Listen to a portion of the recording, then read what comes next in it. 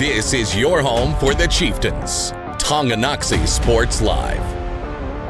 Tonganoxie Sports Live is presented by Kansas Insurance, locally owned and operated. Kansas Insurance agents have years of industry experience. Learn more at kansasins.com.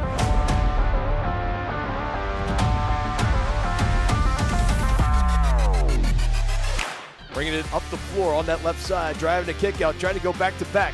Buckets for Emerson Maslach. They collided with each other. Thankfully, nobody hurt. Talon from way downtown. He hit that one from Wyandotte. Shawnick back the other way, weaving her way through, surveying up the court. Finds Schooler, takes it in stride and finishes with the left hand. Back-to-back possessions of the Chieftains able to get the stop. Now can they capitalize on them? McGuire for three, hits good on the step back. Knifes into the lane. Oh, look at the English. Rowe, Steinfeld back to Carlton, gets around Marsh, count the bucket. This is Tonganoxie Chieftain Basketball on Tonganoxie Sports Live.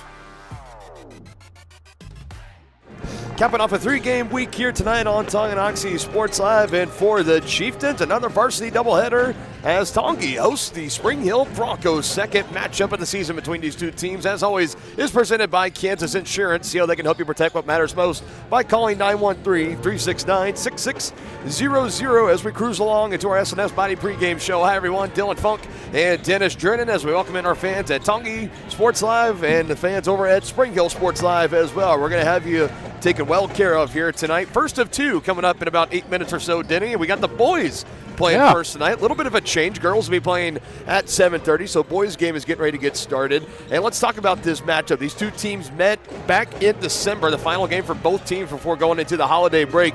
That went the way of the Spring Hill Broncos as they beat the Chieftains by 28 points. It was a game that really, it was going into halftime.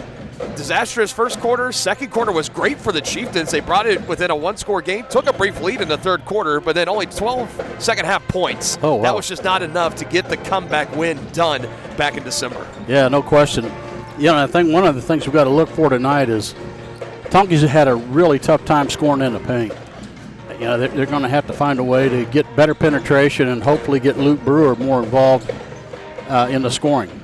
Yeah, and that's something they struggled to do at Spring Hill, too. They got outscored in the paint 38-16 back in that very first matchup. There have been some games in between those. So these two teams may be just a little bit different. You'll see a lot of the same names and faces, but definitely the wear and tear is a little different. For the Chieftains, like I mentioned, third game for them this week. They were here at home on Monday in what had to feel like a therapeutic win for them. They were in the middle of a four-game losing streak. They beat the Pleasant Ridge Rams 73-22, and then that following night on the road, Tuesday night at Paola, they lose 72-50 to the Panthers. So they're 2-8 overall, still looking for that first win in Frontier League play, 0-6. And most importantly, Denny, they're still looking for their first win against a team that's in 4A or 5A. They're 2 wins so far against 3A Lakin and 3A Pleasant Ridge. And that task, obviously, it can be done. You're at home. You got to try to defend the home floor as much as you can. But these Broncos, these are a really, led by their head coach, Connor Bashar, fourth-year head coach for Spring Hill. He's got his team humming along at a really good time right now. They're playing really great basketball. Yeah, it's going to be an uphill battle for the Chieftains tonight. But like you said, partner, we got to try and protect this home court, and hopefully they can put something together tonight. Broncos coming in 5-4 overall, 4-2 in Frontier League play, right there in the mix. There are only 2 losses in league play to Baldwin and Bonner Springs, the odds-on favorites, either of those two teams. Maybe slight edge to Baldwin to win the regular season title. Of course, Bonner being the only team in that's going to be in these 5A playoffs come March with Spring Hill. Baldwin obviously being the contender in 4A. In that matchup, trying to get back in the win column. Broncos have won 2 of their last 3 coming into tonight. We'll have more coming up here for you inside the SNS Body pregame show when we return. At Kansas Insurance, we know one size doesn't fit all. In fact, our whole mindset is based on customized policies for you and your families. We're local, and we do what we do because we care about you. Think of us as brokers for your insurance needs. Working with Kansas Insurance gets you the award-winning service and attention to detail that only an independent agency can provide. All across Kansas, we're here to help you manage and plan for all types of risk. Contact a local agent today. Kansas Insurance. Local, independent, serving you. A great collision on the field? Awesome. An awesome collision on the road? not so great. If that bad play does come your way, take your car to S&S Auto and Body Shop in Tonganoxie. S&S has been the area's premier auto collision repair center since 1972, working on all makes and models, glass replacement, bumper repair, fiberglass and plastic, color matching, and so much more. And they work with all insurance companies. Get your ride back in the game and learn more at snsautoandbody.com or call 913-369-3193.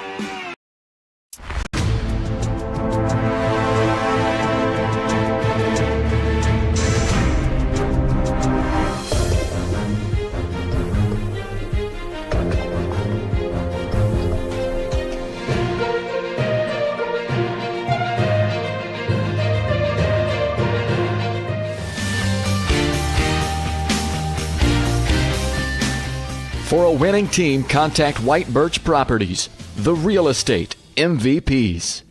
Shop local and save at Brothers Market in Tonganoxie, where we treat you like family. Brothers Market has great everyday deals throughout the store. Enjoy fresh cut steaks from the meat department, the freshest fruits and vegetables from the produce aisle, and savor the flavors from the bakery. Check out their weekly ad to get the best deals on what you need. From apples to aspirin, Cool Whip to cool crisp lettuce. Brothers Market, open daily. Learn more at shopbrothersmarket.com.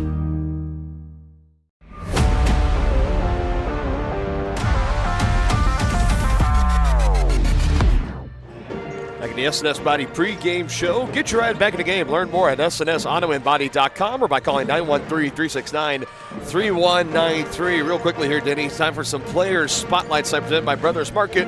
Brothers Market, where they treat you like family. And for the Chieftains, especially this season, you cannot mention this boys basketball team without mentioning Lachlan McRae, coming in averaging 23 points a game, 4 rebounds, 4 assists, leading the team in just about almost every statistical category with the exception of a couple in a season that hasn't been the best and probably expected for this team. Lachlan McRae, he's been a shining star, I think. Yeah, no question about it. We call him the Dark Knight because he wears the mask, and he's just Mr. Consistent night after night. Mr. Consistent, like you mentioned, coming into tonight, scoring double figures in every game. His season low of point totals is 15 points still to this point as we're getting into the bookend of January. That's pretty impressive stuff. On that other side, you also can't mention Spring Hill basketball without mentioning Jackson Bruce, a 6'4 junior, a first-team All-League selection last year, All-State honorable mention in 5A as well. 13 points, 5 rebounds, 3 assists per game is what he averages. He had 18 in the game against Tonganoxie, and you're going to see a lot of different Broncos out there. You might see 15, 16 different players out here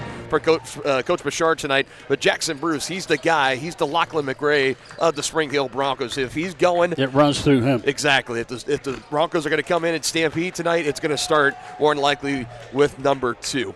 Again, our player spotlight tonight presented by Brothers Market. Getting really close to sending it down to John Tollefson to get our starting 5 for tonight. Those are going to be brought to you by Crookham Construction, performing a wide variety of concrete construction and special project services throughout the area. They're hardworking people with small town family values. Find more information at crookhamconstruction.com.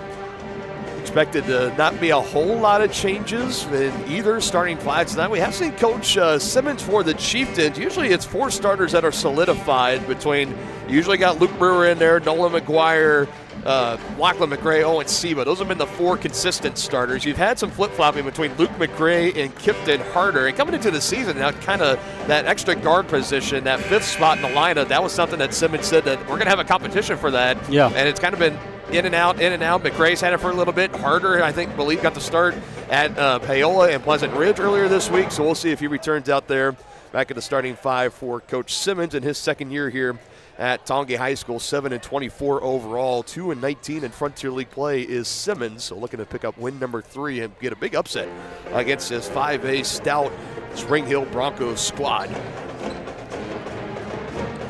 Yeah, it seems like Luke McRae and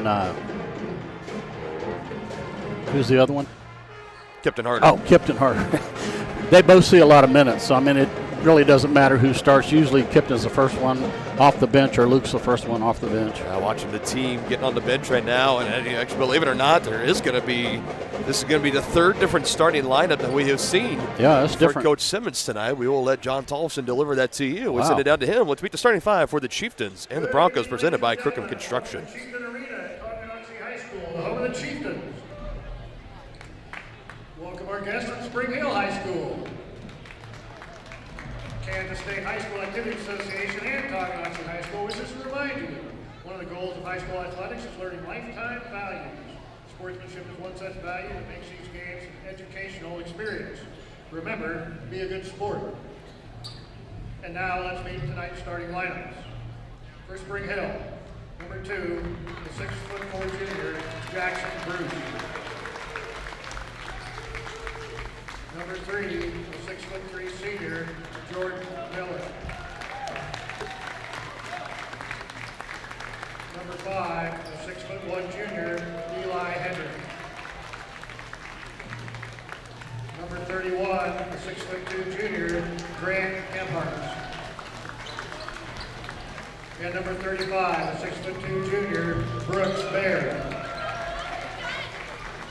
Head coach for Spring Hill is Connor Bouchard. And now for your Tonganoxie Chieftains. Number 0, the 6'6" senior, Luke Brewer. Number 15, the 6'2" senior, Nolan McGuire. Number 22, the 5'7" sophomore, Cody Maslak. Number 23, the 5'10" senior, Lachlan McCray. And number 35, the 6'4" junior, Owen Seba. Head coach for the Chieftains. So it's very fitting when we were just talking about not a whole lot of changes to the starting lineup. We got the third of the season here tonight. It will be not Luke McCray. It will not be Kipton Harder. It'll be Bodie Maslak, the sophomore, making his first start here at the varsity basketball. And perfect to get to that point. Denix, I was just getting ready to mention that starter of football at the quarterback position this past fall season. So he's not afraid of the big moments, getting in that starting role. But he takes his first year on the hardwood floor. The 5'7" sophomore, averaging 2 points, 2 rebounds, 1 assist a game coming into tonight. You've been watching the S&S Body pregame show on Tonganoxie Sports Live as we are ready to get this one started. The Broncos rocking their alternate black uniforms here tonight. Really slick, might I add. Chieftains still in the home whites with the red trim. Final game, then 6 days off, putting a cap into this 3-game week for the Chieftains, and then they got 3 more next week, Thursday, Friday, Saturday, in the Tonganoxie Invitational Basketball Tournament. Both boys and girls will have coverage for the entire tournament, the Tonky games right here for you guys on Tonganoxie Sports Live. Bruce McGuire in the middle. Bruce wins it for the Broncos, and we are underway here tonight on Tonganoxie Sports Live, a Snowfall Friday here in Tonganoxie, Kansas. Yeah, they had quite a flurry there for about 30 minutes. Came out of nowhere. Yeah, it did. Still a great crowd on hand here tonight, especially from our friends down south in Spring Hill, Kansas, as we got a baseline drive getting tied up with Luke Brewer.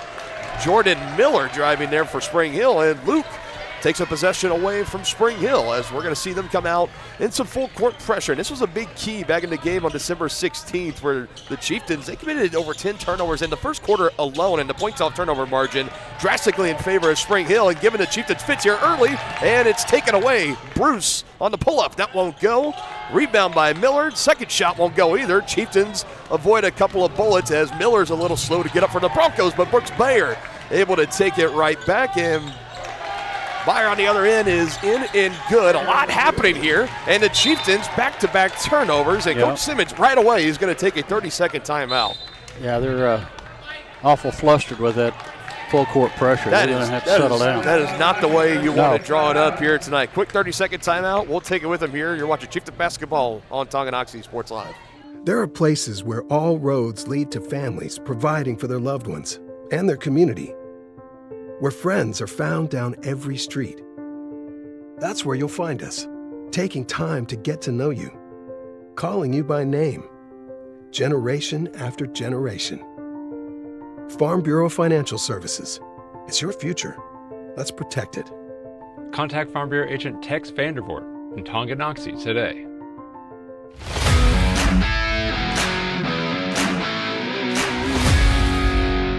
So lay-in is good for the 6'2 junior Brooks Byer. He's a beast on the football field, too. No doubt about it. Still got one more year of dealing with him. Oh, man. In all sports. He's a fun one to watch, I will say. Here's the mid-range pull-up that leaves short and into the hands of Owen Seba on the rebound. Chieftains back-to-back turnovers led to 2 quick points for Spring Hill, and pretty fortunate it didn't lead to another basket, so still can tie or take the lead on this possession. As they go down low, open, and for 2, Nolan McGuire.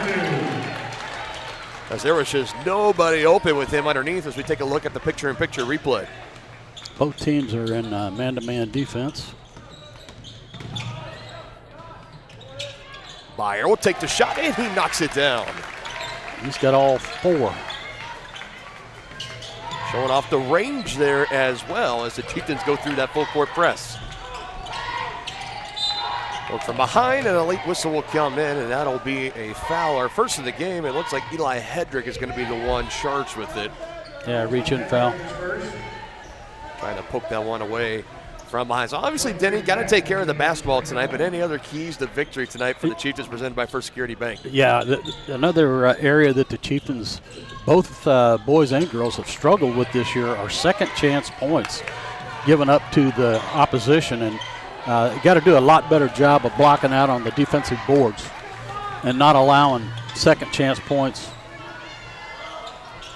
There's a 3 on the other end is splashed down for Eli Hedrick and makes up for that quick foul he picked up pretty quickly. Yeah. Oh, that's a bad pass. That's out of bounds. It will be. Chieftains got lucky there. Basketball, Mikey Beck in there deflecting that last pass. The 5'10 sophomore wears number 23 out there for Spring Hill.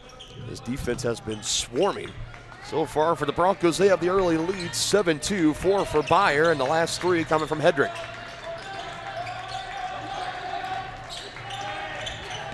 Seba traveled. Yep.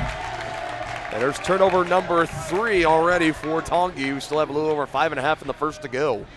Pulled that pivot foot before he dribbled the ball.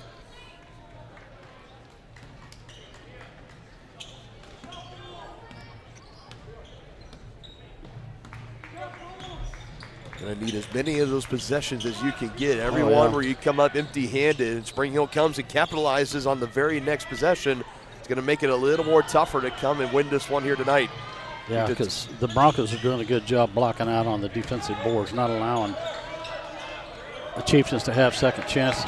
Byer a little short with the right hand, and he's going to get charged with the foul, second team foul on Spring Hill, as he came in a little aggressive there on Owen Seba, rather, underneath, trying to get that rebound.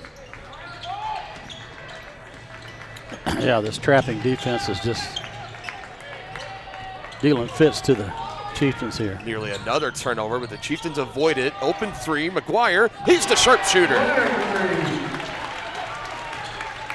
Nice catch and shoot there by McGuire.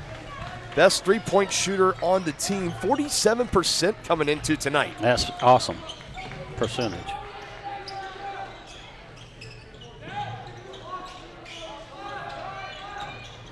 Weak side help by Seba, but he picks up the foul. Yep.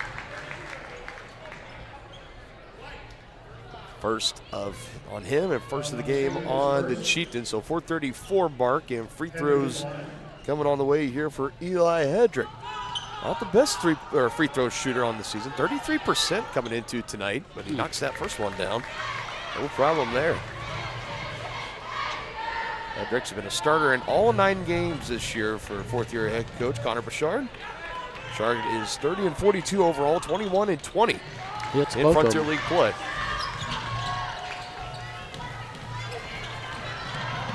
Hedrick now has 5. Chieftains back on the attack, and Beck takes another turnover. Yep. Lachlan was trying to get that ball inside. Turnover margin definitely not in favor of the Chieftains, 4-1. It's 9-5 right now. A drive inside and count the bucket. An and-one play coming up here for the Broncos and Bruce. They're going to get Maslak for that, I think. Like we said, for Jackson Bruce, they look to him to really lead the charge on the offensive end, and he's showing it right there, going through multiple defenders, finishing through some contact. A chance to finish. He had one play at the line for Jackson Bruce.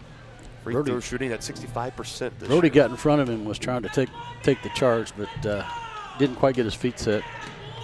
It's up, and he leaves it short. Oh, see, but rebound goes to second Mikey chance Beck. points that we were talking about, and you had two Chieftains fighting over the rebound. Beck almost out hustling Brewer. Brewer on his backside, able to hand to Lachlan. And here we go, back on the other end. 3-on-1, and stripping Lachlan McRae is Jordan Miller. It'll still be Chieftain basketball here.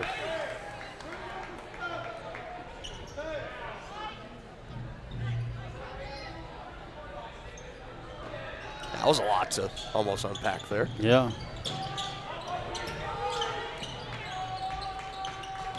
Under 4 to go, halfway through this opening quarter, 11-5, Spring Hill with the lead.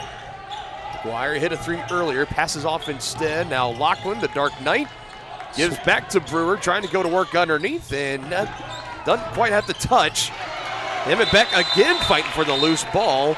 It's a jump ball, and that will be Bronco basketball. Already multiple times that we've seen both the big 6'6" Luke Brewer getting down on the ground with the 5'10" sophomore Mikey Beck fighting for a loose ball.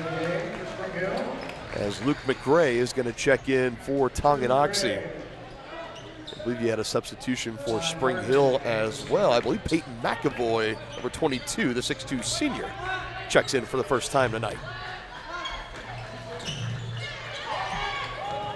Oh, nice. Nice move there. In the far corner, Beck finishes it off. That was set up by a nice drive and a good dish too. Trying to answer, can't do it. Kipton Harder, he's had 3 straight games of making 2 or more from downtown, but he can't connect here on his first. Somebody's got to stop the ball. Harder said, I'll go ahead and do that. Miller trying to pass it inside. Nobody home. Lachlan, high off the glass, is good. Nicely done there by Lachlan. And that's how Lachlan McRae gets on the board here for the first time tonight. Scored 15 or more in all 10 games so far this season. Byer underneath, draws contact. It'll be on the floor, and it'll be the first of the game against Luke Brewer. Lachlan was the leading scorer in Tuesday's loss at Paola, 20 points, 2 rebounds, 3 assists. The starter in all 10 games for Coach Simmons, named Acacia 4A player to watch this season across all players and across all 4A and across the state, not just here in the Frontier League. There's Lachlan, Jackson Bruce, like we mentioned, on the 5A Acacia players to watch list as well. Good talent out here on the floor in this one.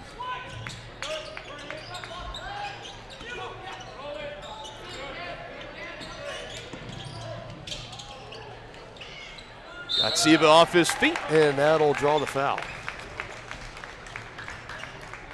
Good head fake there out of Broncos.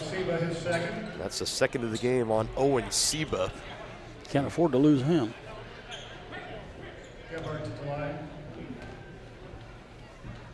Here is Grant Gebhards going to the line. The 6'1" junior shoot 83% from the line, and he knocks down the first attempt. Maslak is going to come back in, and the size of Siba is going to check out. So a smaller lineup out here right now for the Chieftains. The tallest player being Nolan McGuire at 6'2". Yeah, I was going to say, this is a pretty small lineup. One like foul, a 4-guard lineup. 1 foul on Brewer, 2 on Siba. We'll see how that limits the Chieftains going forward as Gebhards goes 2 for 2 at the line. And nearly another turnover. This defense is continuing to swarm for Spring Hill. Well, it's trapping too, and they're just getting really flustered with it. Rapid passing here as that will work for the Chieftains. Across the way, Lachlan, good head fake. Again, off the glass he goes. Nicely done there by Lachlan. He thought about pulling the trigger on the 3 and drove it instead. McAvoy can't hit the 3 on the other end, and Lachlan collects another rebound. And he's quick down the floor with the ball. That pass deflected, trying to go in the near corner to Kipton Harder, maybe to set him up for a 3-point shot. Out of bounds, it'll stay at this end. 2:02 to go in the first quarter, a 7-point lead for Spring Hill. They have led the entire way of this one so far. Lockwood guarded by Henry Barnett, a transfer for the Broncos, coming over from Shawnee Mission East. So that shot is going to be rebounded here by Bruce as he's leading it up the floor.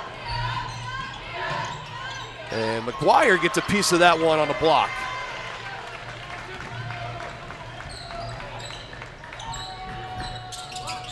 And the Chieftains capitalized. Lachlan spinning around just in front of the line. He does. Good advice there, Denny.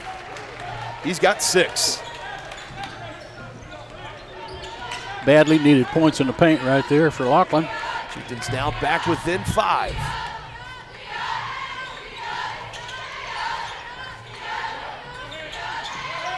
Off the screen, McAvoy's open, takes it and knocks it down. Peyton McAvoy for his first from 3. Shooting 45% from three-point range, a sharpshooter for the Broncos. Lachlan to answer. Way downtown. Too strong. Chieftains only getting one opportunity. They're not getting any offensive rebounds. Quickly underneath, double team. McAvoy again. Can't go on a 5-0 run. Mazak on the rebound. Whistles blow as you had Luke McCray boxing out underneath. Fouls on Harris, his first. It'll be on Harris. And Harris picks up his first foul. Good job by Luke blocking out. Harris playing in his 6th game this season for Spring Hill out of 9 possible coming into tonight.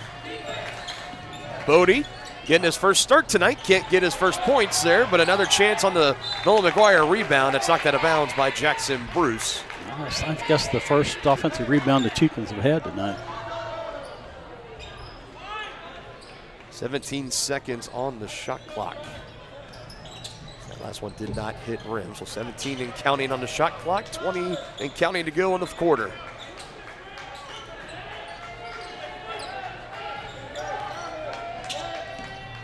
Switch here between Barnett. Luke McCray, 3. Oh, and he's fouled. It came so close to that elusive potential 4-point play chance, but it just swirled out there at the end as we take another look on the replay. Lachlan able to find his younger brother. That's a good look from straight away. Exactly what Luke wants. He has a chance to get the 3 points here at the line. That'll be the first foul of the game on Jackson Bruce. Both teams looks like it's going to close out this first quarter with 4 team fouls. With the exception of Lachlan McCray, this Chieftains team has really struggled at the line. Now 1 for 5 at the line for Luke McCray, but he knocks down one on the back end, in the middle, I should say, not the back end. Makes this one. He'll set a new season high and made free throws in a game. He's got very limited looks at the free throw line. Mm-hmm. To bring the Chieftains within 6, but it does not go. Final chance here. It's in the hands of Bruce. And Jackson Bruce, good if it goes, and it won't.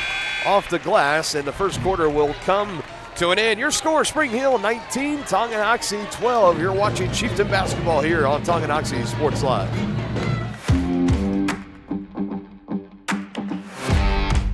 Hi, do you offer insurance bundling? Enter authentication code to start transaction. Where would I get the code? Please enter code. Okay. Sometimes humans are just more helpful. Wrong. Let's talk about bundling and see if there are other ways for you to save with a super check. That sounds great. Here, take a look. Farm Bureau Financial Services. It's your future. Let's protect it. Contact Farm Bureau agent Tex Vandervoort in Tonganoxie today. At Fort Scott Community College, we understand that a scary part of figuring out your future isn't only answering the question, what should I do, but where do I belong? Maybe you belong here as part of Fort Scott Community College's John Deere Tech program. Maybe you belong here as part of the perennial playoff-bound Greyhound baseball team. I don't know where you've been or where you're headed, but I know we're saving a spot for you because you belong at Fort Scott Community College.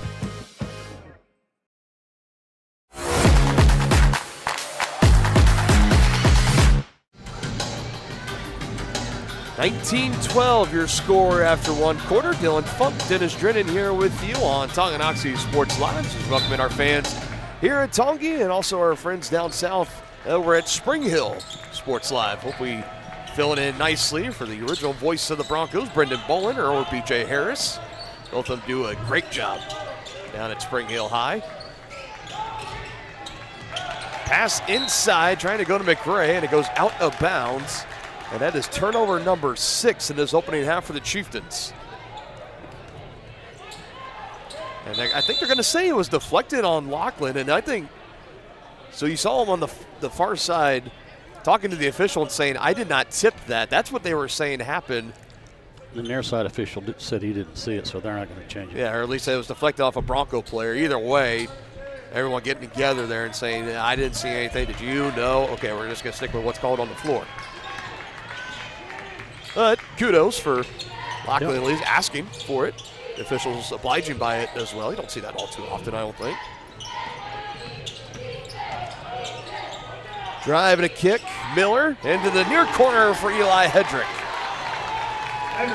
And Hedrick's got 8. And his second three-point basket. McGuire to answer. Just can't go. That's the last thing the Chieftains want this game to turn into. If it turns into a three-point shooting contest, this is not what you want. Hedrick going back-to-back, and another timeout going to be taken here by the Chieftains. Back-to-back, Miller to Hedrick for three-point baskets for Spring Hill. They have exploded here in the second quarter, taking their largest lead of the game at 13, 25-12. We will keep it right here. The Chieftain Basketball Tonight presented in part by the Tonganoxie Public Library. Why pay for downloadable audiobooks when you can stream them for free with a Tonganoxie Library card? Download the Libby app or visit the library's website to learn more. Also by Wizard of Paws, Tonganoxie's family-owned pet grooming salon, where they combine 48 years of experience. Schedule your pet's appointment today at wizardofpawstongi.com.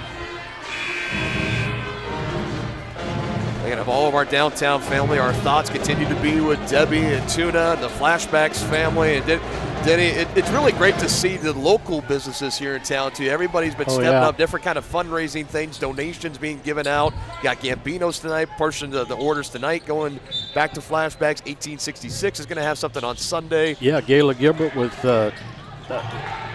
Big Red.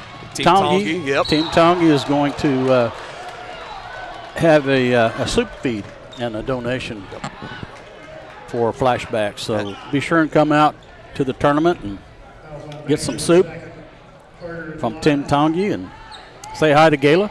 Yep. Great gal.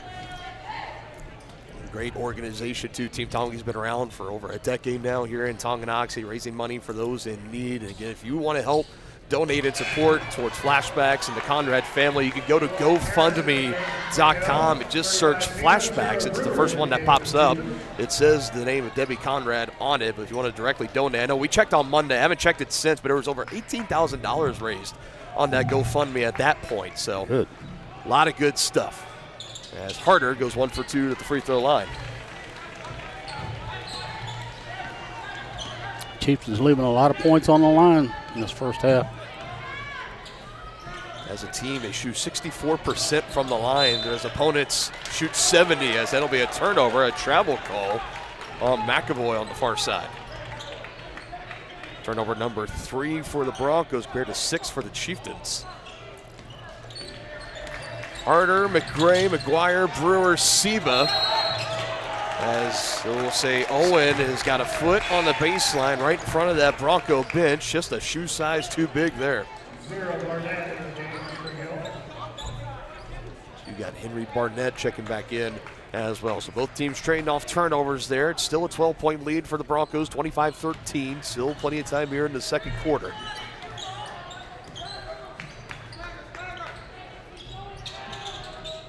You can tell that given the defensive energy from Spring Hill, I think you can tell when the Chieftains have possession of the basketball that maybe they're a little hectic of trying to maybe go a little too fast and getting a little out of sorts in the pressure of Spring Hill. Is that pretty fair to say? Yeah, I think that's exactly what's happening. Last 3 missed by Gebert, rebound by Brewer to Harder with some space. He'll drive and kick, extra pass. Seba, Lachlan, Can't lead into 3, but Owen fighting for the rebound, goes down to the ground. Nice Harder save. with a great hustle play. And we'll slow things down Somebody's as hurt. Seba, he went down to the ground and hit his head, I believe, getting helped up by teammates, and end over end right now, and it looks like Roman Holthaus, the freshman, is going to be coming off the bench, and he'll come in for what I would assume to be the shaken up Seba, and that's exactly what will happen. Seba rubbing that just above the eyebrow on the right side of his face, but looks like he's going to be all right. He's going to be back into this game momentarily. That was great hustle on that rebound. Extra great hustle from Harder, too, to keep that basketball in play. So if this ends in points for the Chieftains, you can give a tip of the cap to Kipton Harder. Yeah, he did a great job.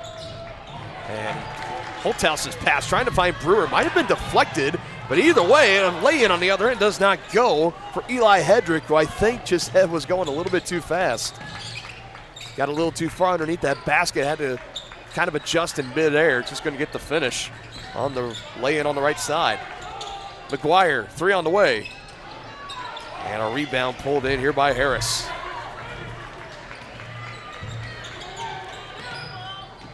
Miller slinging it. Extra bounce and a 3 on the way from Barnett is good. Man, these guys are hot from 3. Jordan Miller dishing the ball around, his 3rd assist, and an offensive foul called on the other end on Lachlan. Yeah, Miller had pretty good position there. Take another look at it here. Yeah. It's been exactly that same play on the right side where Lachlan has pretty much scored the entirety of his 6 points so far, but each one of them he's been able to kind of pull up and get just a little floater high off the glass. That time came a little too far inside, close enough to Jordan Miller, who definitely had the feet set and draws the charge. Hedrick, another one from downtown, but it's too strong. And a rebound snagged by Harder. Definitely was lined up good for Hedrick, just a little too strong. Now McGuire passing out to Brewer, head fake. He shot a 3 earlier, but missed it. Now Lachlan threw a near triple team, but it just rattles out. A foul call. They're going to get Roman. Oh, 0. They're going to get Luke Brewer. But, well, this ain't Barnett, is I believe. So that'd be 0 black would be the call. I think the official did say 0 white. I thought, that's what I thought he said. I thought I heard him say 0 white, but it's 0 black. Given the body language of the players staying at this end of the floor, I assumed it was going to be against Spring Hill either way. The first of the game on Henry Barnett. Seba contested shot in the lane, and he's fouled, and Miller looking around. He can't believe it. Yeah, he got him on the arm.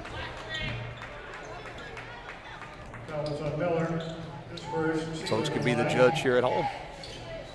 Yeah.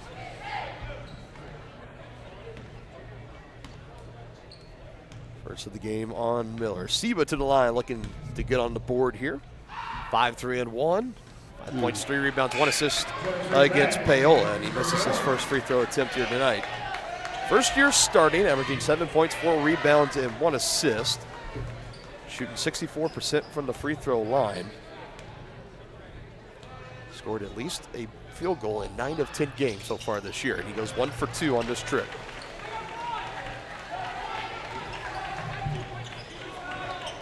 It's been a game where the Broncos, they definitely have been in control. The Chieftains have had moments of maybe eating into the lead, but just haven't been able to get really close, still kept within arm's length. Oh, yeah. Lead 14 right now for Spring Hill. Miller able to control that ball in front of the Tongi bench as he hands to Jackson Bruce. Coming up 10 seconds on the shot clock. It's a near corner 3, and it wedges off, but a rebound again underneath by Mikey Beck, and I'll tell you, for the 5'10 sophomore, a lot of these kind of 50-50 balls coming off the rim. That's the 3rd or 4th time he's been close to getting an offensive board for Spring Hill. That's called good positioning and good hustle as well. And that keeps the ball down here. We see Alyssa Shonick do that a lot for the ladies team. Takes the 3 on the far side this time, but Holthaus flying in for the rebound, his first of the game. Lachlan from Harder, and it does not go, but a foul. And that'll be the 2nd on Jackson Bruce. That was on Bruce, his 2nd.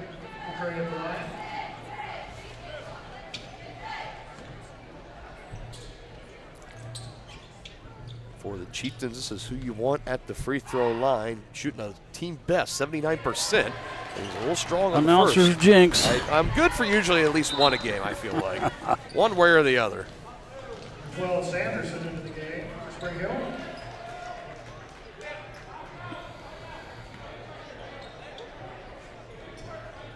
Sanderson checking in for Spring Hill in between this free throw for Lockwood. He's good on the back end. So that's the key. I just stop trying to give the percentages and all that. I just take the announcer's jinx play out of it. Maybe that's what I need to do. I don't know.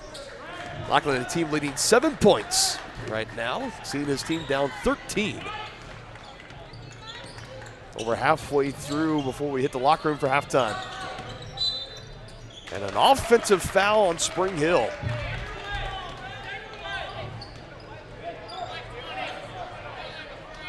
It'll be the second on Harris. Trying to move some furniture around on that offensive end and a little too aggressively, says our officials. And that's the 5th team foul on Spring Hill. So Tonganoxie, this remaining 3.5 of the second, are in the bonus. Nice feed inside. Brewer finishes with the rest. Need to do that more while you got Bruce on the bench.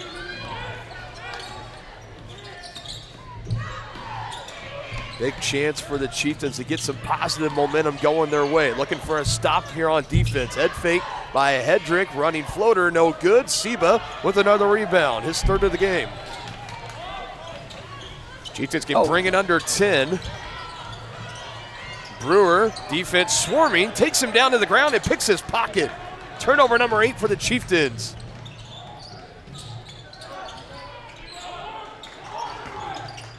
Miller, quick pass, Beck, hesitation. Mikey Beck will go to the line for 2. Good penetration there by Beck. Harder is first. That slight head fake, the hesitation, just enough to get around Kipton Harder, and Harder picks up his first foul of the game. 2 free throws on the way for Mikey Beck. He's appeared in all 10 games now this season for Coach Bouchard. And he comes up short on the first free throw attempt. 22 McAvoy, 35 Now, I feel like the announcer's jinx, you can only hold it against me if it's for the team that I'm calling the game for. Of course, Tonganoxie, you can't hold it against me. I get you. So for the opposing fans, maybe saying, hey, 0 for 2 there for Beck, but an offensive board, but it does not lead to points for Jordan Miller. So close, though. Yeah, good block by Seba there.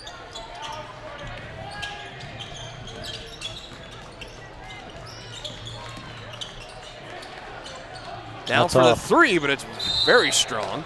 They're gonna get Brewer on that one. He pushed off. Second of the game on Luke Brewer. Can't confirm white 0 is the foul call this time around, as McAvoy will come in for the Broncos. McGuire and Holthouse both will check in for the Chieftains. So out comes Brewer after picking up his second personal, and Harder will check out as well. As Miller will give the inbound to Sanderson, and Sanderson will bring it across the timeline. Under 2.5 till halftime.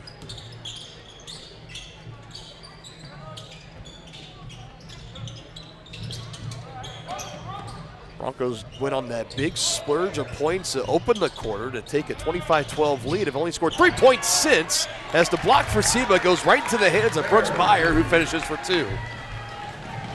It just be like that sometimes, I guess. Yeah. Holthouse can't finish on the other end. Miller might have gotten a piece of that too. Yeah, it was a little too far under the basket, but I like what I see out of Roman.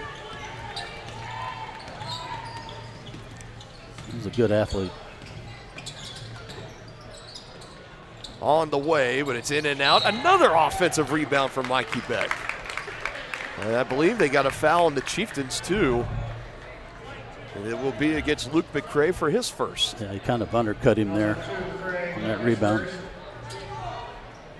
Harder and Maslak in for the Chieftains.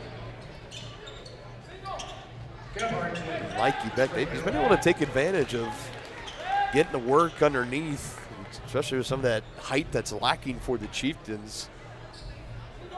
He's been in the mix for multiple offensive rebounds for Spring Hill. Keeps the ball at this end, a fresh 30 and counting to work with for Spring Hill. Byer Avoids the swipe of McRae, but they're going to say he traveled with it first before he passed it out for 3.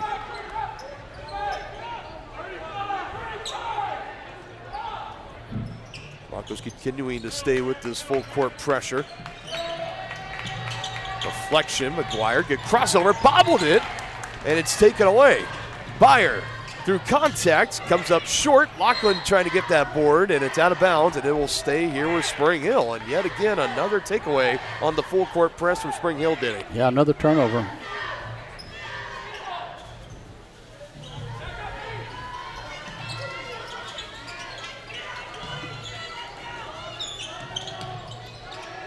McAvoy got Lachlan off his feet, and the mid-range jumper is good, just offset in the left elbow. McAvoy with 5, no points at the other end. Rebound by Byer. Here come the Broncos. Pulls it in on the final minute here in the first half. 3 on the way, Gebhards, no.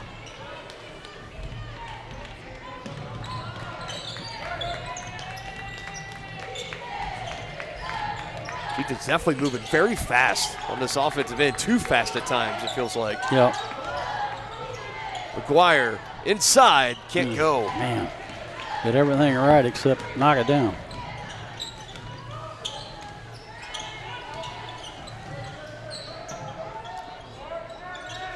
McAvoy will try a 3 again, and it's in and out. Good box out for Bodie Maslak on the rebound. And a foul. It's a kick ball, I think. Was it? Yep. Shot clock will be off, so you got Barnett coming into the game along with Dubert, Brendan Dubert, 6'3" sophomore. First time we've seen him into the game tonight for the Broncos. Chieftains will also make a half line change, if you will. Brewer, Seba, and Luke McRae will check in as they join Lachlan and Nolan McGuire on the floor.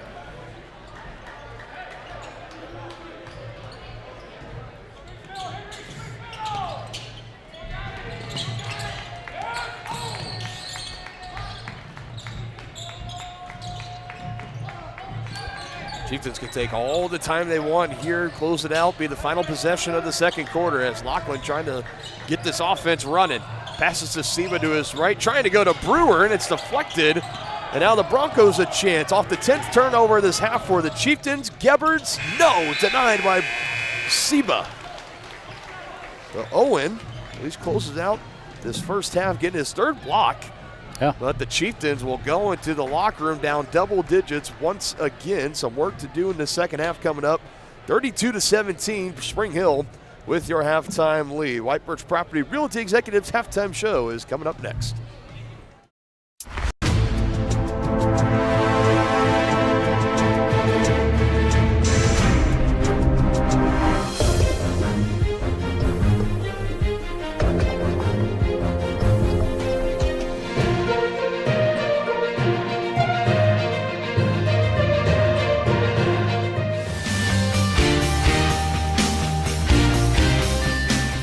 For a winning team, contact White Birch Properties, the real estate MVPs. Tonganoxie is the ideal location to start a business. That's why the Tonganoxie Business Association has strived towards a common goal of adding value to businesses and the community since 2015. They assist in providing improved services for customers and visitors, encouraging and enhancing businesses, and preserving historical and cultural assets. Follow them on Instagram for the latest and upcoming event information and become a member today by visiting their website, TonganoxieBusinessAssociation.com. Proud supporters of Chieftain Athletics. The Tonganoxie Recreation Commission is committed to creating community through parks, people, and programs. And now, with their all-new activity center, the Tonganoxie Rec Commission can do even more. Tongi Rec understands the benefits reaped through recreation are endless. Tongi Rec has a long list of classes, activities, and programs for the young and young at heart. For program pricing and schedules, call 913-845-3502. Visit them at the all-new activity center at the Tonganoxie High West campus or go to tongirec.org. Family owned and operated Wizard of Paws is a 5th-generation business located in the heart of downtown Tonganoxie. The professionally trained staff takes pride in making every dog and cat look its best, whether it be to breed-specific trim or an adorable, cute pet trim. Plus, their facility offers amenities and space that are doggone amazing. Call Wizard of Paws to make your appointment at 913-416-0255 or visit them at 406 East 4th Street in Tonganoxie. Learn more at wizardofpawstongi.com.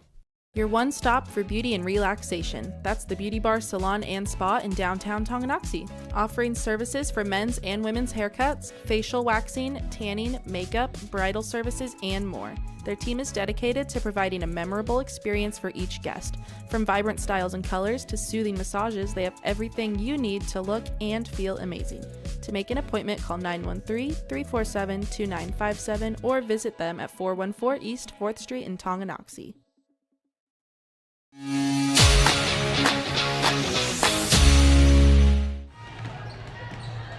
We welcome you into the White Birch Property Realty Executives Halftime Show. White Birch Properties is ready to help you buy or sell that next house and lead you to success in the real estate game. Visit them at 1203 State Avenue, Suite B in Tonganoxie, or call 913-417-1007. Halftime of the boys game. Your score, Spring Hill 32, Tonganoxie 17. Dylan Funk and Dennis Drennan here with you live inside of Chieftain Arena at Tonganoxie High School. And going through the point totals real quick here for the Chieftains. You got Luke Brewer with 2 points, 1 point for Luke McCray, same for Kipton Harder at 1, 5 for Nolan McGuire, 7 in leading score for the Chieftains for Lachlan McRae, and just 1 for Owen Seba. Leading all scorers for the Broncos, you got 11 for Eli Hedrick, thanks to 3 of 4 shooting from 3-point range. 3 points for Henry Barnett, also has made a 3-point basket. 2 for Jackson Bruce. A fairly quiet first half to his standards, I think, at least. We'll see if he picks it up in the second half or not. If you're the Chieftains, you're hoping not, at least. 5 for Peyton McAvoy, 3 for Mikey Beck, 2 for Grant Gebhards, and 6 for Brooks Byer. Broncos finished that first half shooting 35.5% from the field, 43% from 3, and 57% from the free throw line. 4 of 7, 6 made threes in that first half. For the Chieftains, just shooting 27% from the field, 6 of 22, 1 of 9 from 3. I think it's good for 11%, and 4 of 9 from the free throw line, 45%. So, Denny in that first half sees the team down by double figures, and listening off a lot of those stats right there, I think those kind of give some good insights as to why the Chieftains are down by 10 plus. Yeah, and the one that jumps out at me, partner, is the Chieftains really struggle with that full court pressure, and they turned the ball over 12 times. 12 times, in that first half, and to only 4 for the Broncos. And the Broncos scored 9 points off of those turnovers. So, you know, that's another reason they're down by double digits. You know, you're looking at just some of these other really in-depth stats. You know, shout out to our crew here at Tongi High, Coach Tiroff running the stats machine right next to us and really giving us these deep analytical looks that you really would only get at a major tournament or even at the college level. So shout out to him for doing this. But, you know, total rebounds in favor of the Chieftains, 21-18. That was something in the first meeting back in December where the Broncos, they were almost doubling the Chieftains up on rebounds, 2-1. So as far as that, working in the way of the Chieftains right now, those 3-point baskets, I mentioned 18 points from 3 compared to just 3 for Tongi. In that first matchup, it was more just based off of the sheer amount of turnovers that the Broncos took and had those for points off turnovers. If you can still do that, again, 12 force compared to the points off turnovers at 9-4 for Spring Hill, but if you can also keep shooting at the clip you're shooting currently from 3-point range, you had 6 in that first half. I mean, you're going to be a really tough team to beat.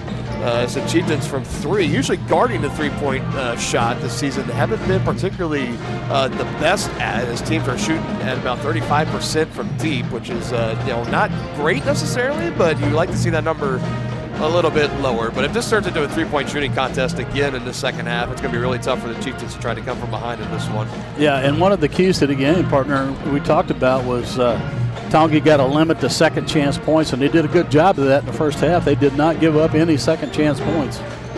So that's positive, but they got to keep that up here in the second half.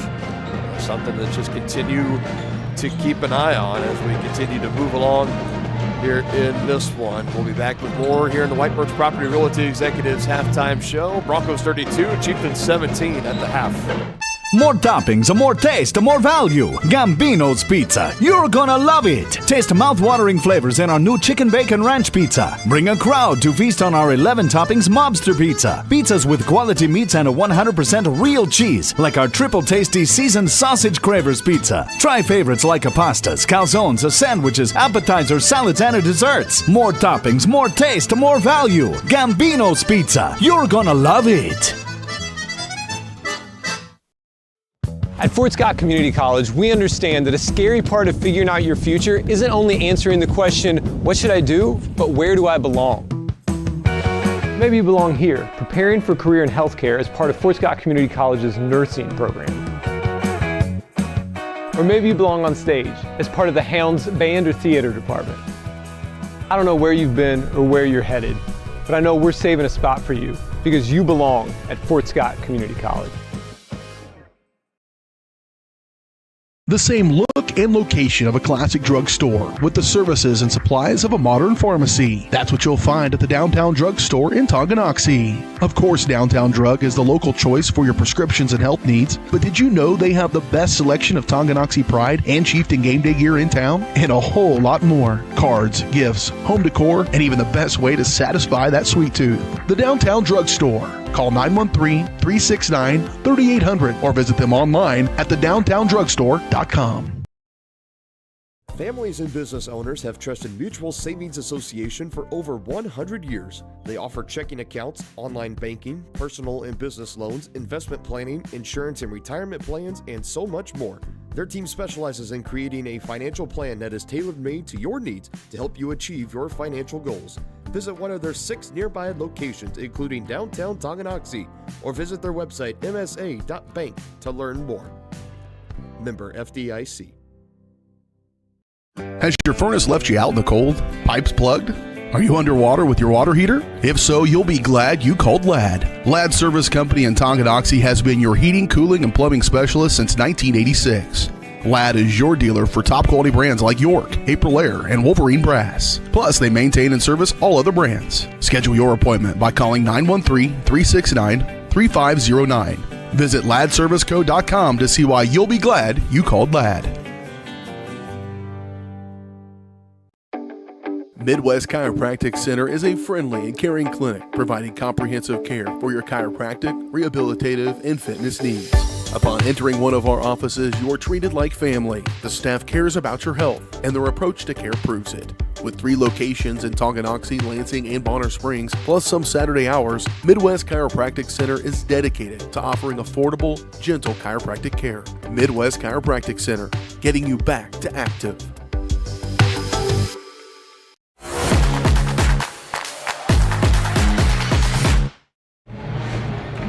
Once again, you were watching the White Birch Property Realty Executives Halftime Show as we are ready for third quarter action. 32-17, Broncos with the lead over the Tonganoxie Chieftains. Tongi coming into tonight, 2-8 overall, 0-6 in league play, and right now staring down the barrel of dropping their 7th straight against a Frontier League opponent. Spring Hill looking to move on to 5-2 in league play and 6-4 overall on the season.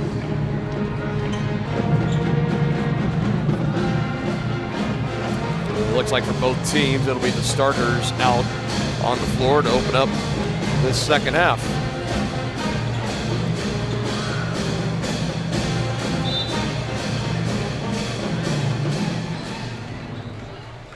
Chieftains will open up with possession of the basketball in the hands of Lachlan McRae, the leading scorer for Tongi at 7, and right away, a pass deflected out of bounds by Jackson Bruce, and that's a good continuation of what we saw a lot of in that first half today. A lot of deflections, a lot of steals for that Bronco defense. Fast and furious with that full court pressure mostly, causing 12 turnovers in the first half, and now that time Bruce goes right into the chest of Lachlan a little too fast, trying to get that last deflection. That's his third. Yep. So foul number 3 on Jackson Bruce. We mentioned limited in that first half, just 2 points. As far as point productions, maybe a little under par for the first team All-League selection a year ago. Yeah. All-State honorable mention a year ago as well. And he's going to go to the bench here with 3 personal fouls picked up within the first few seconds of this third. The Broncos just went to a 1-2-2 zone. As Lachlan comes up short, but a rebound by Brewer on the missed three. Now McGuire, he can't cash in. Another offensive rebound for the Chieftains, and that'll be a foul against Byer. That's his third too, isn't it? By my count it is, yes. Third foul of the game on Brooks Byers. That'll bring another sub in, and Harris as right away 2 starters for Coach Bouchard, picking up 3 personal fouls and are brought out of the game as Seba has his pocket picked from behind by Jordan Miller. He got not 1 but 2 offensive rebounds on that end for the Chieftains, and a takeaway from Spring Hill, and it leads to 2 more for Grant Gubbards, now with 4 on the night.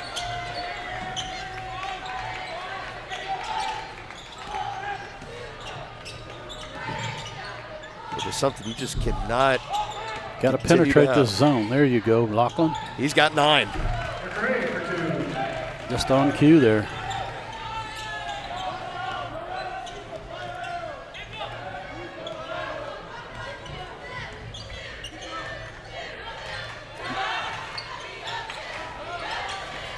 Swinging it around now to McAvoy. A rainbow shot, no good, and eventually controlled by Lachlan, who's going to come up the floor fast and furious. Lachlan McRae can't finish. But a rebound from behind. McGuire can't finish either. Seba came crashing in. It's out of bounds. The Chieftains are doing a great job on the boards, especially offensive boards. It'll say at this end, Coach Bouchard asking the official, was that not off of Seba and the Chieftains? He shakes his head, says no. So another chance here for Tongi, a fresh 34 on the shot clock as Lachlan will inbound it.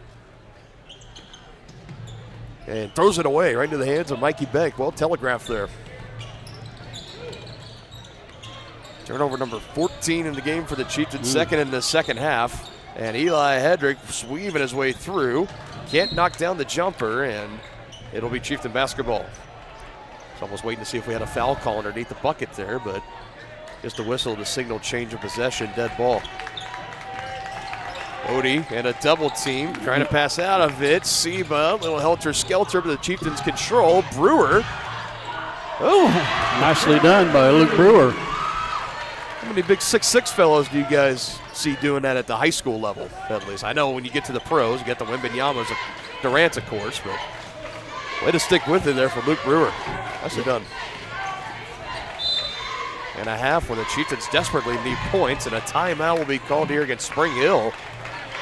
So yeah, 20 seconds down on the shot clock and really not a lot of ball movement. Coach Bouchard's going to take some time, try to talk this over with his team. Hey, Chieftains Athletics tonight presented in part by one of our new sponsors, Genesis Christian Schools. Have you heard of Genesis Schools? Located in Tonganoxie, Genesis educates students in preschool through 5th grade. Genesis offers smaller class sizes, individualized instruction, and a Christian worldview. Visit them at the website www.genesisschools.org. Welcome as a new proud sponsor this year, Genesis Schools. And also by KCK, Kansas City, Kansas Community College. Whether you want to take classes in high school or after graduation, KCKCC is in your backyard. Check out how college can help you today at kckcc.edu. The sponsors that got you lined up from preschool all the way through college. There you go. How about that? We'll actually see the KCK Blue Devils tomorrow over on our Johnson County Community College channel, Johnson County Sports Live, a doubleheader in Overland Park tomorrow, men's and women's basketball. That should be a lot of fun. That should be between the Cavaliers and the Blue Devils. Here's a 3 on the way. Short, but another offensive rebound. That's like 5 or 6 for Mikey Beck. He's been incredible crashing the boards tonight. Well, he's at, only the second or third time he's actually gotten the rebound, but he's been in the mix a lot more than that. As a foul against the Chieftains, and it will be on Bodie Maslak for some contact from behind. That's his second. Number 2 on 22 for the Chieftains, if you will. Hedrick had it knocked away, and a late whistle coming in. It'll be the third on Luke Brewer. And Roman Holthouse right away hops off the bench for Coach Simmons, and Roman is going to come in for Brewer. 21 Holthouse in the game for Tony. As Luke just shakes his head going back over to the bench. Doesn't like that last foul call. Miller gets by Seba and draws the foul. And 2 free throws coming up here for Jordan Miller, as that would, I believe, be against Nolan McGuire on the foul. And it should be his first. It is. I always got to wait, since I got faked out on the foul call on Monday. I always got to wait for Thompson to confirm before I officially mark it down on my score sheet or not. Here's free throws on the way for Miller. He knocks down his first trip to the free throw line tonight for Jordan Miller. 6'3" senior, also starting quarterback of the football team for Spring Hill. He's a 2-time starter. Once under Coach Jason Feedback his junior year, and then this past year for Fred Bouchard. So he goes 2 for 2 on that trip. Spring Hill making the transition from the Frontier League to the UKC. And Denny, I think you and I both said it, that football program they have with Coach Bouchard at the helm. Yeah. Missouri head coach Hall of Famer, man. That's going to be a good team to watch over the years to come, especially since they're no longer league opponents, too. Right. Near corner, too strong for Lachlan. McGuire at an offensive board, trying to go back up. Hey, how about that? I think he lost it on his way up, recollected, and still was able to finish. He went up strong. Yeah. Nicely done there for Nolan. He's got 8. And the Bronco lead is now 13 as we go close to the halfway mark of the third quarter.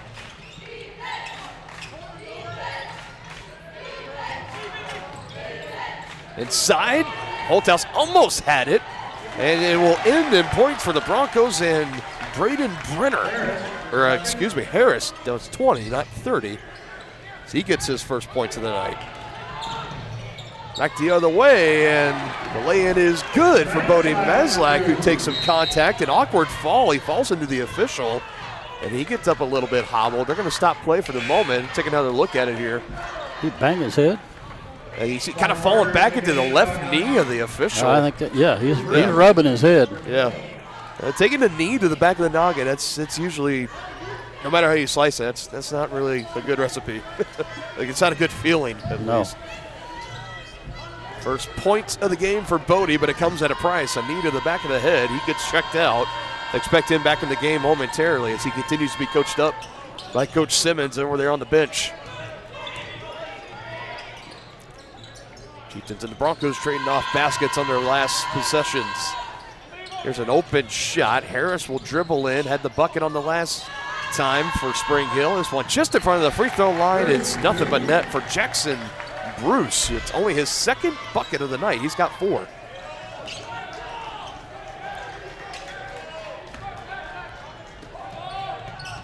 Trying to lob it. Oh, man, that was a little too tall for Seba. Window was closing rapidly, too. Bruce back the other way is fouled.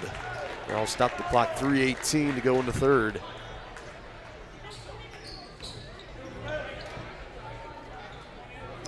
Bruce rubbing his head now.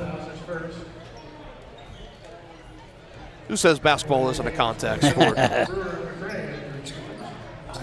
think Roman might have got him with his elbow. So you had Seba and Holthouse both checking out that last stoppage. So both McRae's, McGuire, Brewer, and Harder, the 5 out for the Chieftains, and nobody home underneath. Back-to-back buckets here in the third for Harris. Brewer stops, throws. Harder 3 is short. Brewer on the rebound, using that 6'6" frame. Just can't finish. But Harder on another board. To Lachlan, open shot. Too strong. Yeah, they're going to get Kipton Harder on over the back. For his second.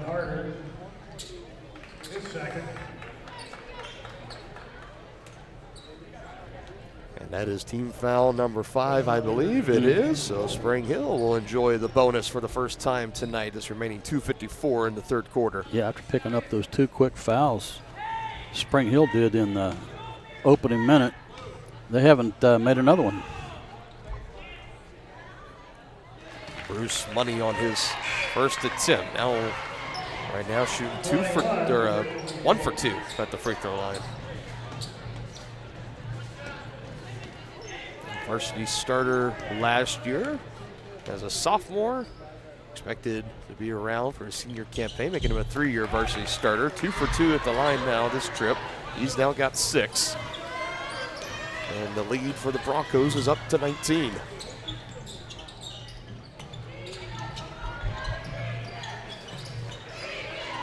Inside, Lachlan takes that pass from Harder through a double team and can't finish. Still fighting for the loose ball. They're going to get And Luke. then on Brewer, and for Luke, that'll be number 4 on the big man. As underneath, he was trying to wrestle that ball away from Brandon Dubert. And Dubert will take the free throws down on the other end. And some size definitely in trouble here for the Chieftains with Luke Brewer picking up number 4. He will be checked out, and I believe it'll be Roman Holt. Is that Roman? Yeah, that's Roman. Yeah. Owen Seba still over on the bench, so Roman Holthaus will now check in. First trip to the line tonight for Brendan Dubert, shooting 75% on the year.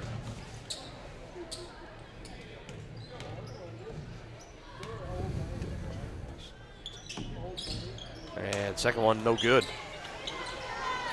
Holthouse skied for that rebound. McCray to McCray will not go. In the battle for that rebound too is Roman, but just can't bring it in. Close to being over the back. I mean, we saw him on Monday in the game against Pleasant Ridge. He attempted a one-handed dunk. Yeah, in the late moments of that game, and it was one that it wasn't like he was denied by the rim. He just lost. He was fouled on his way in. I think if he went up clean, he was going to finish the dunk. It was just unbelievable. He can really leap. Well, he is a high jumper.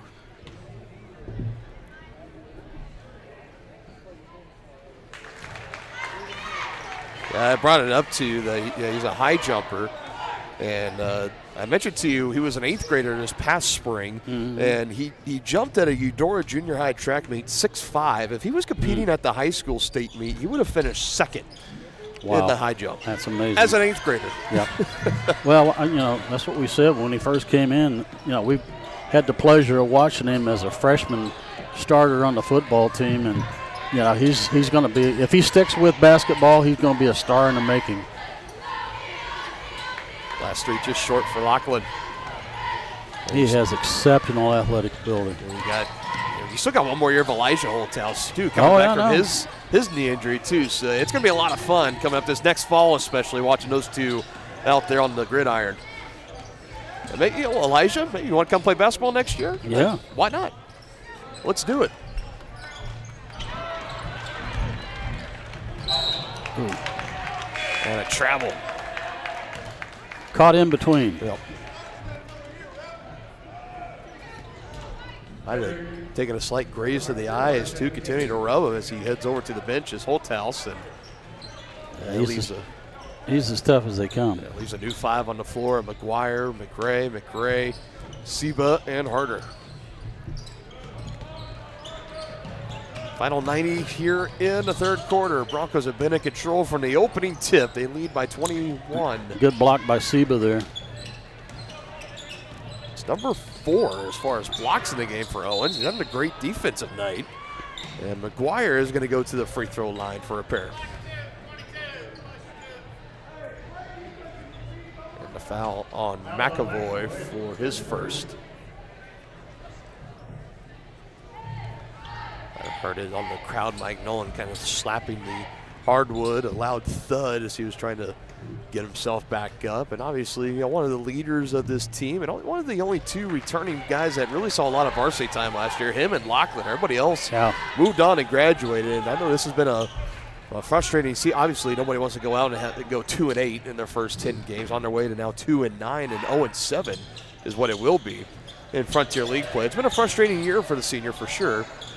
We're still trying to close it out on a high note going into that Tongi tournament here next week. Thursday, Friday, Saturday. We will have double headers for you on each of those days next week here on Tonganoxie Sports Live. The boys for the Broncos also have a tournament coming up next week.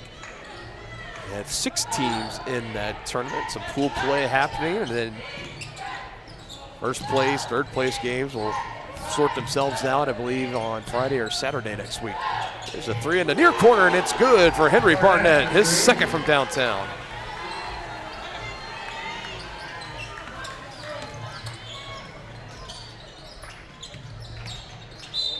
And a travel on Lachlan. Just kind of cocks his head to his side and showing the frustration once again. The Chieftains are well over the double-digit mark. They had 12 turnovers in the first half, and they're going to be probably close to finishing with 20 at this pace. Broncos a point shy of 50 through 3 quarters. A chance to add on here. Could be the final possession. Shot clock is off. 20 seconds to go. Yeah, it looks like they're going to hold it for the last shot. Drake driving left, getting by Harder, and yeah, he traveled with it. So I thought he skidded a little too far. Yeah. 10.2, plenty of time. Yeah. Broncos picking up token pressure.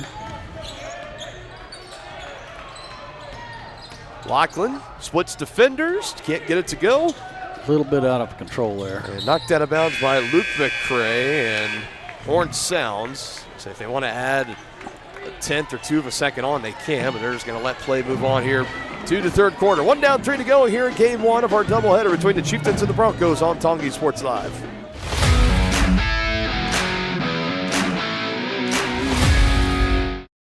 Does your roof have possible storm damage? Looking to get solar panels? Or is it just simply time to get it inspected? That's where Balmer Roofing and Solar come into play. Balmer Roofing has a combined 40 years of experience with JAF Master Elite and Emerald Pro contractors. The Balmer family and their team are ready to give your house a brand new roof or solar panels at an affordable cost with a 50-year warranty. Life has mishaps and they want nothing but your customer satisfaction. Let them prove why so many of your neighbors choose Balmer for their roofing projects. To schedule a free inspection, call 913-845-5252 or visit them online at balmerroofing.com.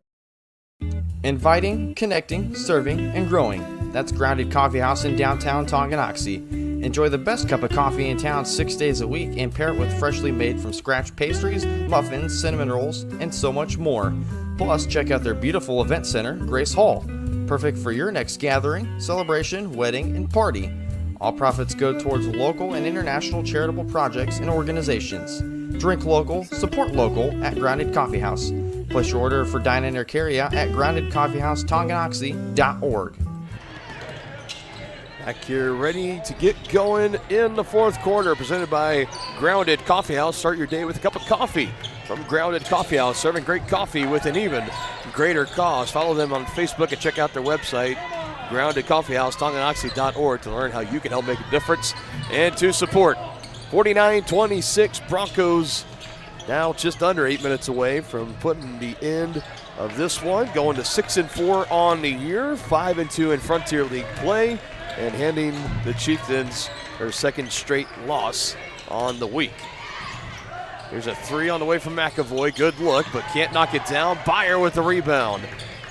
Another offensive board for the Broncos, and it leads to points as that one's good. Off the glass for Jackson Bruce with 8.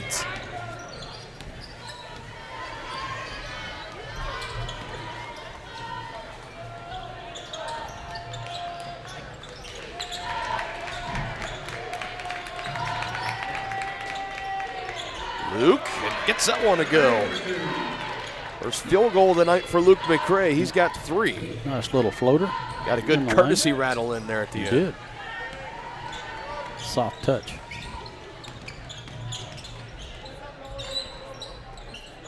Bruce calling for it down low. Broncos comfortable working with this 23-point lead. Can't make it 26, but another offensive rebound. Jackson Bruce is good on the putback. He's coming alive here in the second half. 8 points in the second half, 2 in the first for 10 points total, and Kipton Harder will have a chance to earn 2 at the line coming up. Foul will be on Gubberts for his first. Kipton shooting 60% from the line, just 3 of 5. Coming into tonight, he's 1 for 2. And touches about every part of the rim, but gets it to go. Whatever it takes, right? Yeah, absolutely. Oh, so far 2 points for Kipton coming from the line tonight. He's had 3 straight games of 2 or made 3-point baskets, and 6:21 away from seeing that streak in some possible jeopardy here. Short on the second free throw.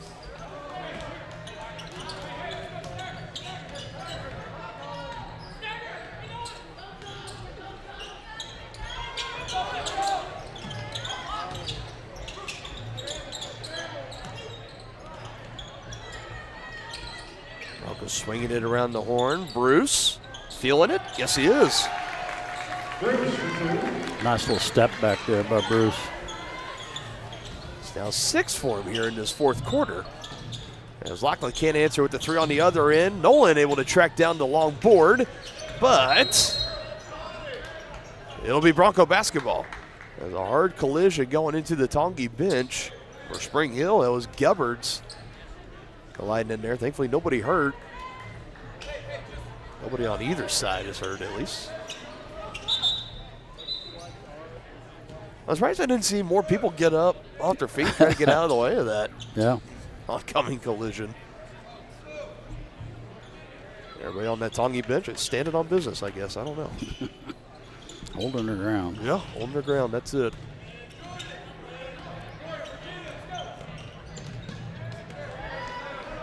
Broncos, they can rattle off 4 straight points. They can put this fourth quarter running clock into effect. As Lachlan picks up his second foul. Taking a look at what's coming up next for these teams. For Spring Hill, they'll be coming up January 19th. They'll be on the road at Baldwin to take on the Bulldogs, and then they will be home for their tournament the 20th, 21st, and 23rd, the Spring Hill Invitational Basketball Tournament.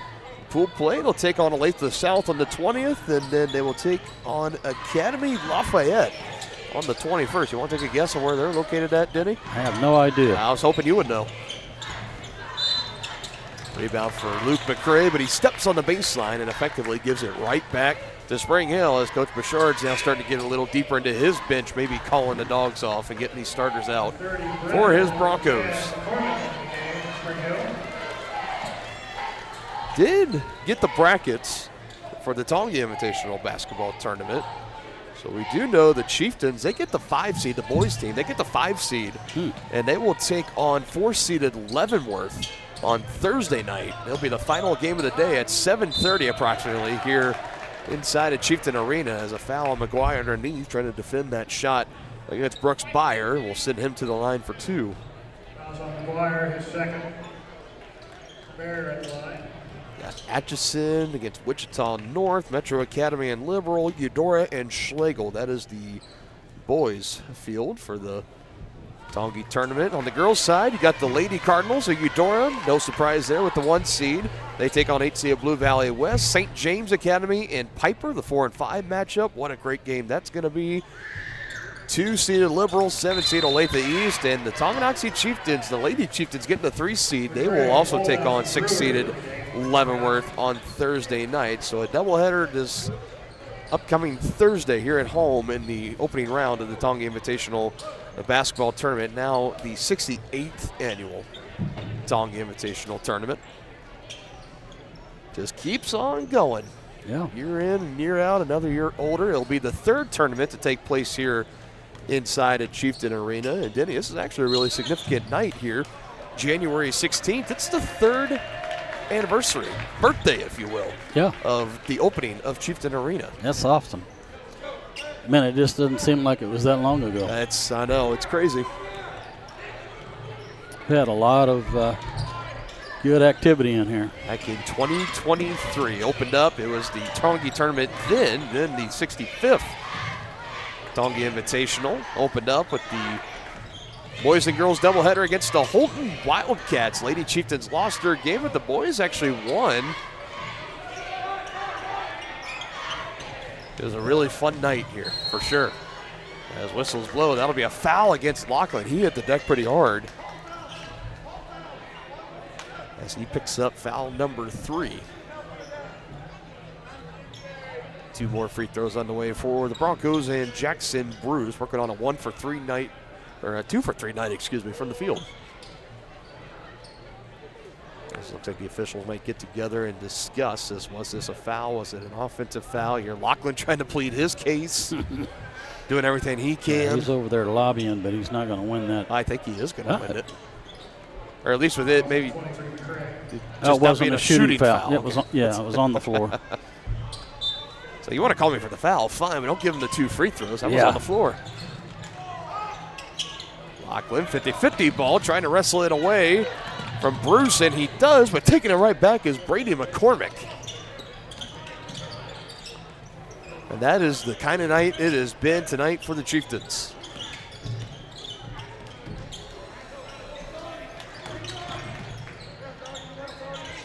Meyer, head fake, spin cycle on Brewer, but he comes up a little off.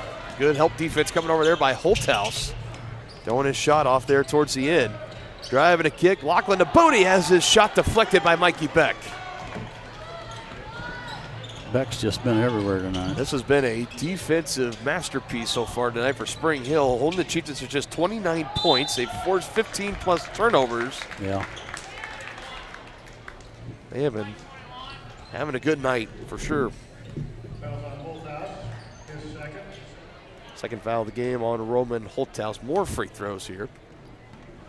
And we will have the girls varsity game for you coming up here approximately about 20-25 minutes at the conclusion of this one. Still 3:50 to play as we're just now at the 7:15 mark on the evening. I like they always put it's supposed to start at 7:30, but it never really starts at 7:30. No. It's always like a 7:45, yeah. 8 o'clock at the most extreme. If you got the game before that goes into overtime or a really late fourth quarter thriller. As the three is on the way and good for Kipton Harder. So he's one away now where he can continue that 3-point basket streak. Going for another game. Head fake, trying to answer, it's off. Three no good there from Brenner. But another offensive rebound for Spring Hill. They have dominated the offensive glass tonight. At the end of the first half, the Chieftains are out rebounding the Broncos 31-28. I imagine in the final game stats, that is not going to be the case. I think you're probably right, partner. Brenner at the line. Passes it off. Contacts. And free throws coming up. That was on Holthouse, his third. McCormick at the line. First trip to the line tonight for Brady McCormick, the 5'11 senior. And the southpaw, his first free throw is up and good. It's hard to hear the name McCormick and not think of McCormick seasoning. It's used religiously in my house. Yes. I think you're a big McCormick man too. Yes, sir. So that's where I get it from. 1 for 2 there for McCormick. Bodie back into the game. Saw him exit a little earlier after taking that shot to the head, the back of the head, where he landed into the official and took a knee to the head. Everything all good there, of course. Back out there, playing out this remaining 2:40 in the fourth quarter, and the Broncos will turn it over. Pass too hot to handle there from McCormick. It goes through his hands and into the stands.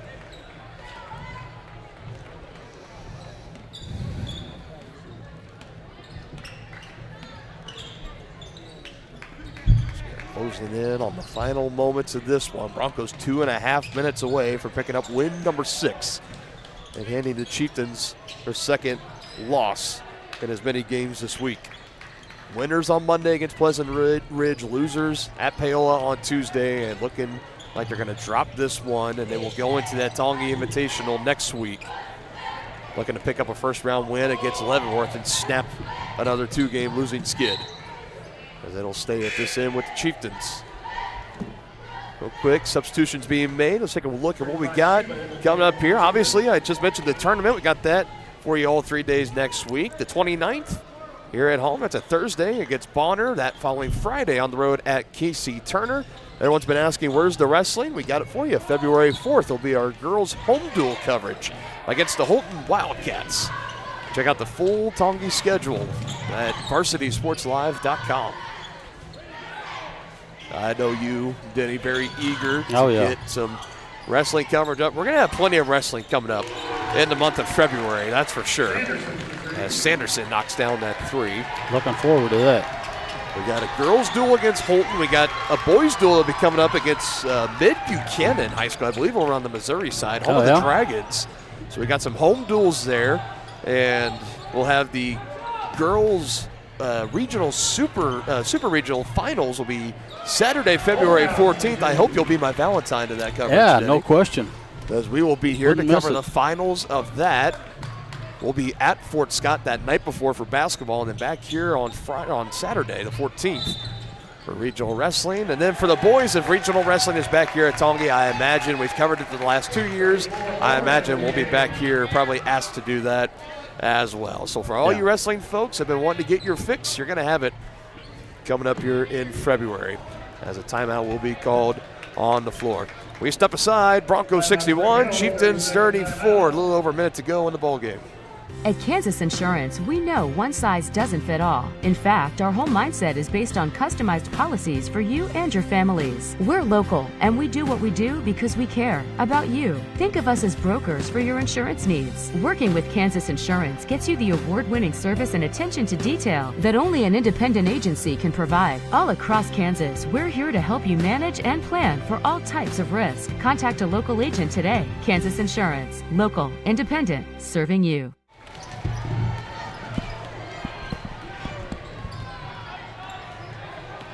Final minute in this one, and all the starters at this point pretty much well out for the Broncos. Here's 2 more points for Brady McCormick.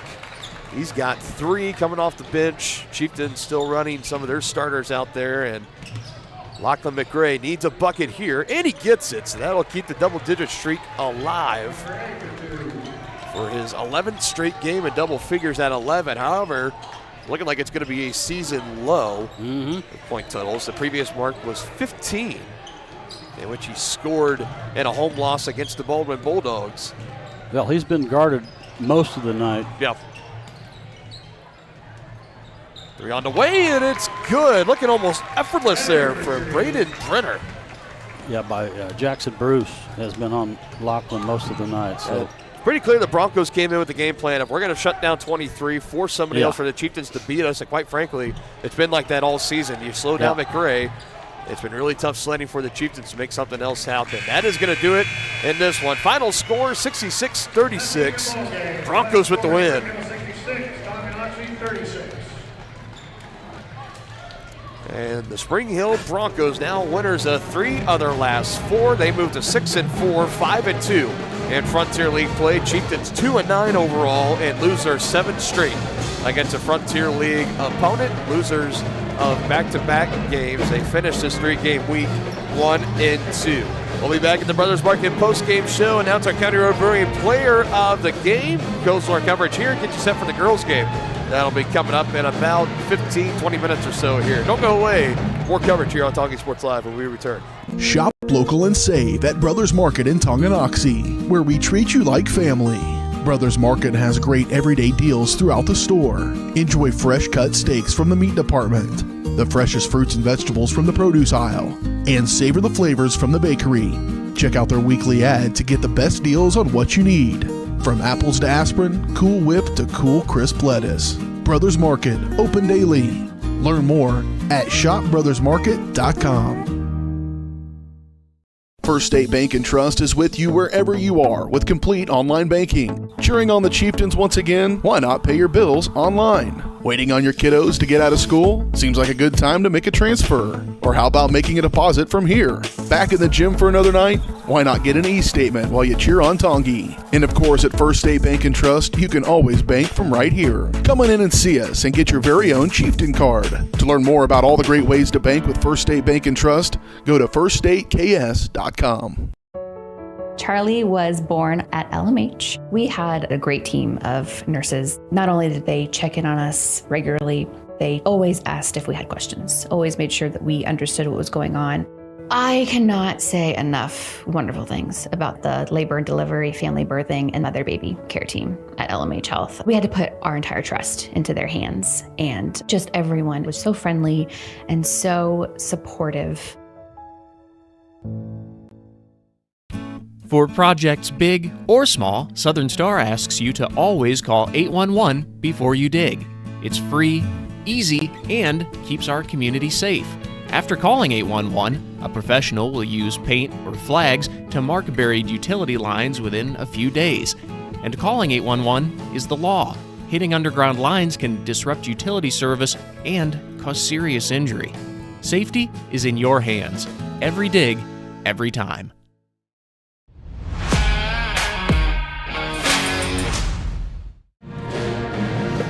welcome you in the Brothers Market post-game show. Check out their weekly ads and specials in-store or online at shopbrothersmarket.com, where they treat you like family. Game 1 final score 66-36. Broncos complete the regular season sweep against the Tonganoxie Chieftains. And with that move to the UKC, who knows when's the next time we're going to see both the boys and girls team play against one another. So the Broncos get the last laugh. They win it by 30 points when it's all said and done. Give you some quick point totals real quick. First, you got for the Broncos, you had Henry Barnett finishing with 6 points. Jackson Bruce, he came alive in that second half. 2 in the first half, 11 in the second for 13 points total.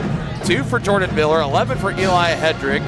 You had 3s for Gabe Sanderson, Sam Harris, Brendan Dubbert with 1, 5 for Peyton McAvoy, 3 for Mikey Beck, 4 apiece for Brendan Brenner and Grant Gebert, and 7 for Brooks Bayer. That is a lot of different Broncos in scoring figures tonight for Coach Bouchard, moving to 6-4 overall on the 2025-2026 campaign. For the Chieftains, got 4 for Luke Brewer, 3 for Luke McRae, 5 for Kipton Harder, 8 for Nolan McGuire, 2 for Roman Holthouse, 2 for Bodie Maslak, who made his first varsity start tonight, 11 for Lachlan McRae, a season low 11, but he keeps that double-figure streak alive now through 11 games on the season, and 1 for Owen Seba. Chieftains finished shooting from the field 28%, 9% from 3, and 46% from the free throw line. Meanwhile, the Broncos 41% from the field, 38 from three-point range, 9 of 24, and 62% from the free throw line, 13 of 22. And again, this was a game where Chieftains knew they had an uphill battle coming into tonight. They lost by 28 to the Broncos in the first matchup. They lose by 30 here tonight. And looking at some of these stats, especially the rebounding, and definitely favored the Broncos. The turnovers favored the Broncos. Points off turnovers favored the Broncos. But you can usually put those kind of things together, plus the three-point shooting. It's going to lead to wins more often than not. Yeah, not only that, partner, but the Chieftains turned the ball over 20 times. Yep. And, they points off of turnovers. They gave up, 14 points on turnover. Compared to just 6 that they were able to capitalize in. So, again, not a hallmark night in that aspect for the Chieftains. But for our Kendra Brewing player of the game, Nolan McGuire is going to be selected. And I always leave this up to you, Denny, and you were looking through. You actually had a pretty good reason for why you named Nolan our player of the game here tonight. Yeah, he had 8 total points, but what really impressed me, he had 9 rebounds, and 6 of those were offensive rebounds. So I thought he's deserving of player of the game tonight. Nobody else had more than 4 offensive rebounds on both teams here tonight. So 8 points, 9 rebounds. You're thinking you get another bucket and a rebound there. You're talking about a double-double kind of night, and easily player of the game honors, no doubt. But shoots 3 of 10 from the field, 2 of 5 from 2, 1 of 5 from 3, and 1 of 2 from the free throw line. 8 points, 9 rebounds. They also go along with 1 assist. That's why Nolan McGuire is announced our County Road Brewing player of the game. County Road Brewing congratulates Nolan on being named player of the game. Rooted in the community, brewed for the journey. See what's brewing today at County Road Brewing in Tonganoxie. As we close out our coverage of Game 1 here tonight, girls are out on the floor warming up. Their game is going to tip off here in about 9 minutes or so. So right around 3:37, 3:38 is when we will have action going in that game. But Denny, just closing out here, we know it's been a tough sledding kind of season for the Chieftains. They finished the week 1 and 2. They got that win against Pleasant Ridge. That was the one we said if you don't get that one, you might not get another win this season. They took care of business there. They lose to Paola. They lose tonight against Spring Hill. Now it's about going into that invitational basketball tournament. You know you're playing Leavenworth, but outside, beyond that, you don't really know who you're going to be getting. There's some good teams. There's some teams that are struggling too. So maybe a good opportunity to go into this tournament.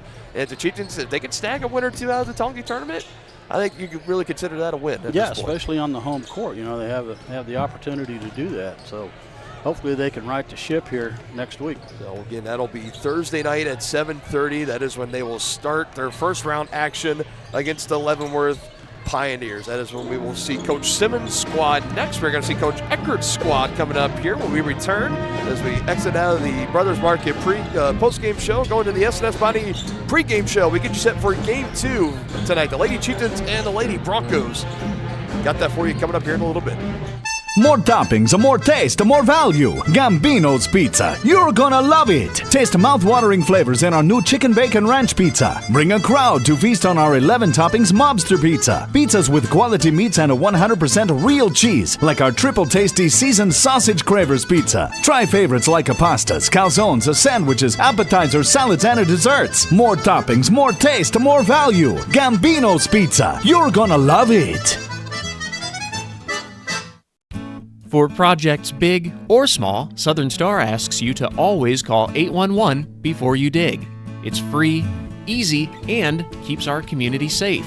After calling 811, a professional will use paint or flags to mark buried utility lines within a few days. And calling 811 is the law. Hitting underground lines can disrupt utility service and cause serious injury. Safety is in your hands. Every dig, every time. Hey, you ready to go to my mom's? Oh, I can't go today. I have to mow. It's probably going to take all day. Well, that's too bad. Don't work too hard.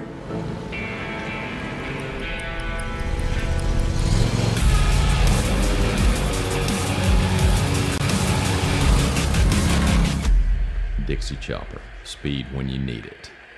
See the full lineup at hersinc.net. Call 913-247-3530 or just stop on by. At Fort Scott Community College, we understand that a scary part of figuring out your future isn't only answering the question, what should I do, but where do I belong?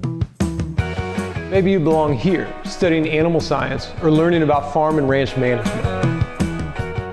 Maybe you belong here as part of Hounds Hoops on the hardwood. I don't know where you've been or where you're headed, but I know we're saving a spot for you because you belong at Fort Scott Community College. The same look and location of a classic drugstore with the services and supplies of a modern pharmacy. That's what you'll find at the Downtown Drug Store in Tonganoxie. Of course, Downtown Drug is the local choice for your prescriptions and health needs, but did you know they have the best selection of Tonganoxie Pride and Chieftain game day gear in town? And a whole lot more. Cards, gifts, home decor, and even the best way to satisfy that sweet tooth. The Downtown Drug Store. Call 913-369-3800 or visit them online at thedowntowndrugstore.com.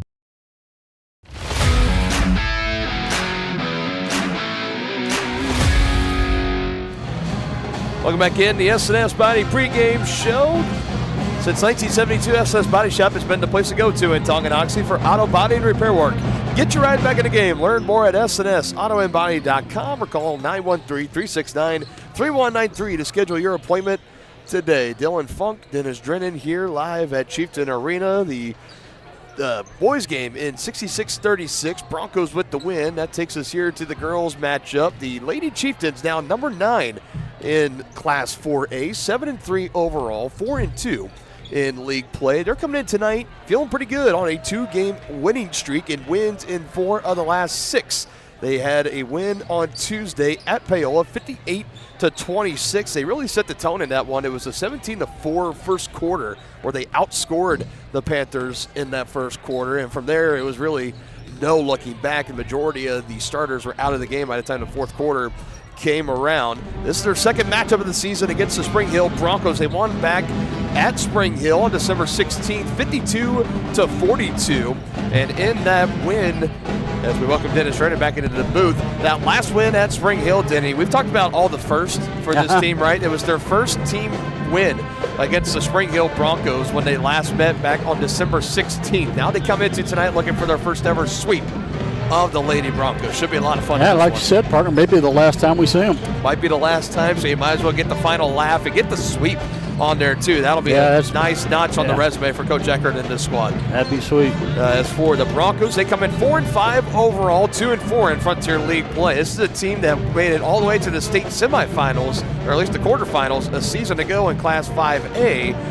Lost a lot of key production. Sydney Busher, among many others that are moved on and graduated. It was no secret this was going to be a bit of a retooling year for head coach Paige Tuttle, now in 4th year at the head coach of the Spring Hill Broncos. But still right around that 500 mark on the year. They lost last time out at Bonner Springs, 53-44, as Bonner had 24 points and 24 points in the paint, and they had 24 second-half points compared to just Spring Hill, who had 14 second-half points and 14 points in the paint. So they really outdid them in both of those categories.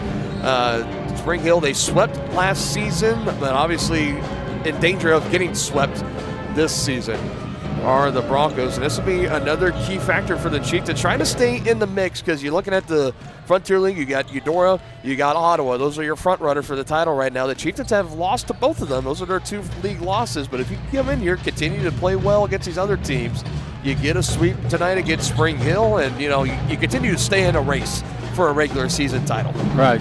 So that is what they're looking to do here tonight for Coach Austin Eckert. Now 17-14 overalls, 10-8 in Frontier League play. His 10th Frontier League win this past Tuesday on the road at Paola. Looking to complete the first ever sweep in program history against the Spring Hill Broncos when we return. You've been watching the S&S Body pregame show on Tonganoxie Sports Live. Game 2 is coming up next. The Tonganoxie Recreation Commission is committed to creating community through parks, people, and programs. And now, with their all-new activity center, the Tonganoxie Rec Commission can do even more. Tongi Rec understands the benefits reaped through recreation are endless. Tongi Rec has a long list of classes, activities, and programs for the young and young at heart. For program pricing and schedules, call 913-845-3502. Visit them at the all-new activity center at the Tonganoxie High West campus, or go to tongirec.org. Tonganoxie is the ideal location to start a business. That's why the Tonganoxie Business Association has strived towards a common goal of adding value to businesses and the community since 2015. They assist in providing improved services for customers and visitors, encouraging and enhancing businesses, and preserving historical and cultural assets. Follow them on Instagram for the latest and upcoming event information, and become a member today by visiting their website, tonganoxiebusinessassociation.com. Proud supporters of Chieftain Athletics. Family owned and operated Wizard of Paws is a 5th-generation business located in the heart of downtown Tonganoxie. The professionally trained staff takes pride in making every dog and cat look its best, whether it be to breed-specific trim or an adorable, cute pet trim. Plus, their facility offers amenities in space that are doggone amazing. Call Wizard of Paws to make your appointment at 913-416-0255 or visit them at 406 East 4th Street in Tonganoxie. Learn more at wizardofpawstongi.com. Midwest Chiropractic Center is a friendly and caring clinic providing comprehensive care for your chiropractic, rehabilitative, and fitness needs. Upon entering one of our offices, you are treated like family. The staff cares about your health, and their approach to care proves it. With 3 locations in Tonganoxie, Lansing, and Bonner Springs, plus some Saturday hours, Midwest Chiropractic Center is dedicated to offering affordable, gentle chiropractic care. Midwest Chiropractic Center, getting you back to active. Families and business owners have trusted Mutual Savings Association for over 100 years. They offer checking accounts, online banking, personal and business loans, investment planning, insurance and retirement plans, and so much more. Their team specializes in creating a financial plan that is tailor-made to your needs to help you achieve your financial goals. Visit one of their 6 nearby locations, including downtown Tonganoxie, or visit their website msa.bank to learn more. Member FDIC. Your home for live, local sports. Varsity Sports Live delivers professional level coverage with high-quality video and broadcasters that know your schools and community. Touchdown, Tonganoxie! With the support of local businesses, you never pay to watch varsity sports. Live, local, free high school sports coverage. That's Varsity Sports Live. Grass gets it away. Moore's down the middle. And he makes the catch in the end zone. Touchdown, Trojans! Keep up with the action at varsitysportslive.com. Live, local, free high school sports.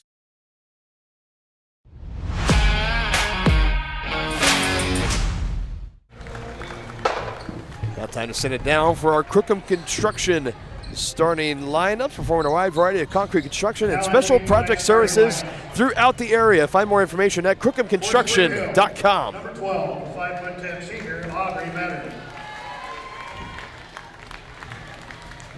Number 13, a 5'7" sophomore, Addie McConnell. Number 14, a 5'4" freshman, Kylan Herman. Number 20, 5'11" senior, Isla Herman. And number 21, 5'10" senior, Isabel Harris. Head coach for Spring Hill is Paige Huson. And now for your Tonganoxie Chieftains. Number 1, the 5'3" senior, Alyssa Shaw. Number 2, the 5'7" senior, Kalia Baldon. Number 12, the 5'8" sophomore, Ashley Bruni.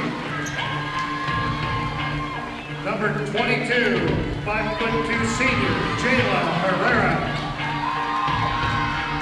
And number 33, the 6'1" junior, Addie Schooler.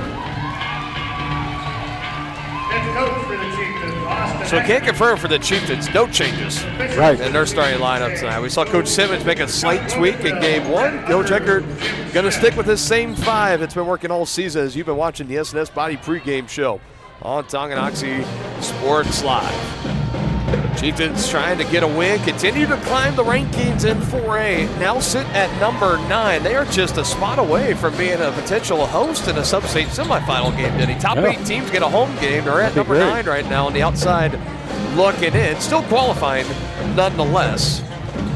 What it looks like, at least, barring any drastic collapse here moving forward. Knock on wood. Hope that doesn't happen. Addie Schooler in the middle with Isabel Harris, the 5'10" senior for the Broncos for the opening tip. Addie, pretty consistent on these this year. Thanks for picking me up there, Addie. Yep. No announcers jinx, at least for the time being, as we're underway here in game 2. Addie handled that easily. Shawnick takes the 3, and Bank is open. And that's a way to get started in game 2.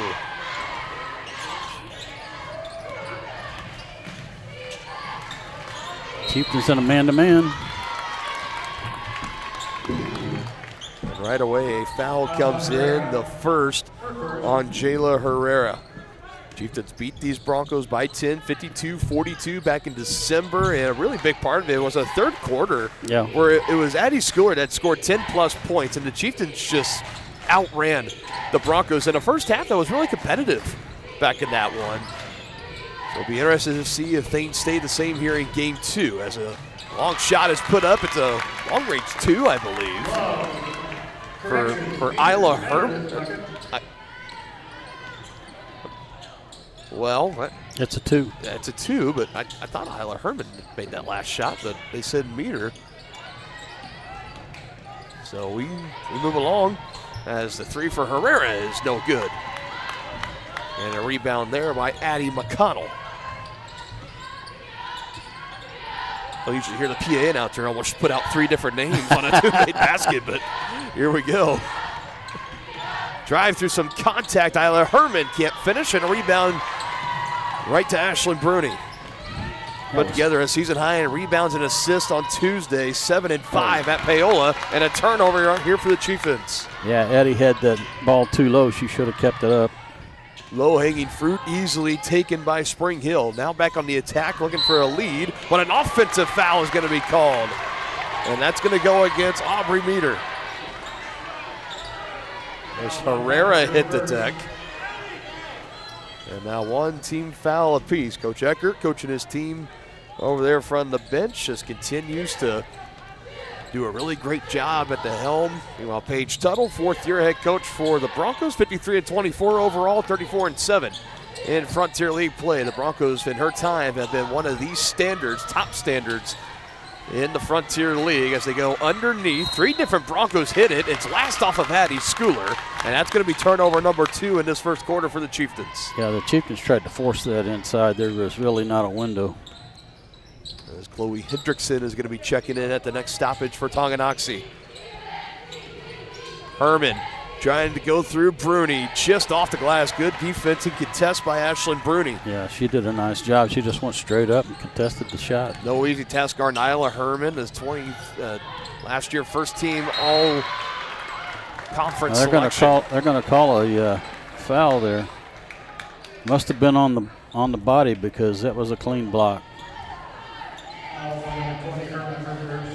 Isla Herman picks up her first. Alyssa Schoenig is going to go to the free throw line, averaging 19.6 rebounds, 6 assists, and a team leading 44 steals coming into tonight. And at the free throw line, she misses her first attempt, and the struggles continuing for Alyssa Schoenig, shooting 62% from the line. She started the first 4 games of the year shooting 76% from the line, and ever since, she's been 34%. Yeah, she struggled.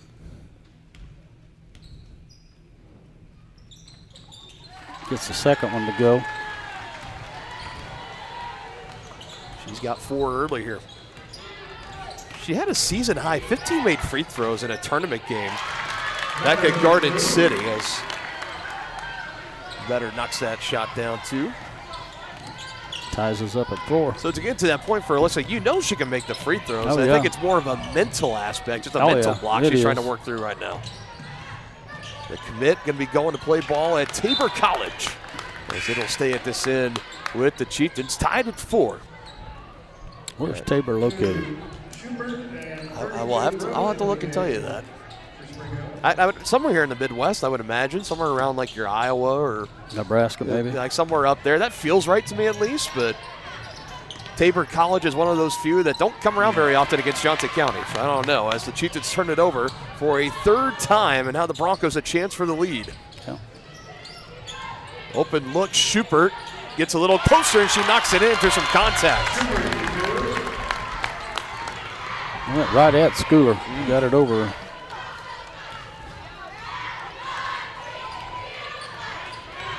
And the Broncos take their first lead. Nice crossover. Mid-range is good for Schoenig.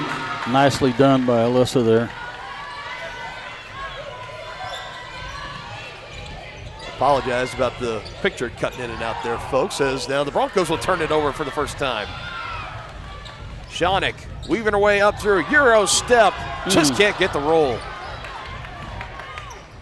Did everything right, but just had it fall down for 2 at the end. Of course, out of her control, but she did everything else right on the way there. As the running floater is good for Schubert.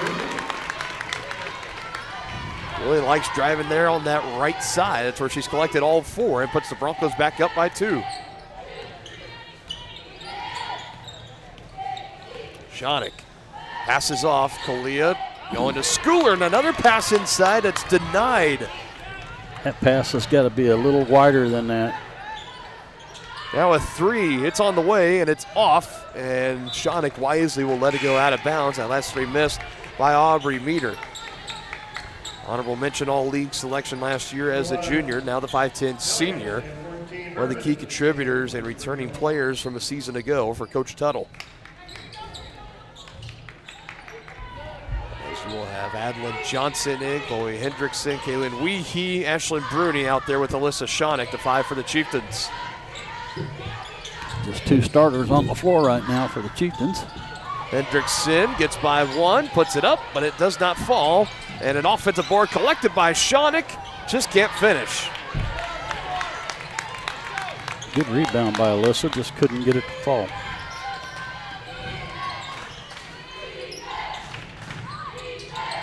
Back the other way with space, but no good.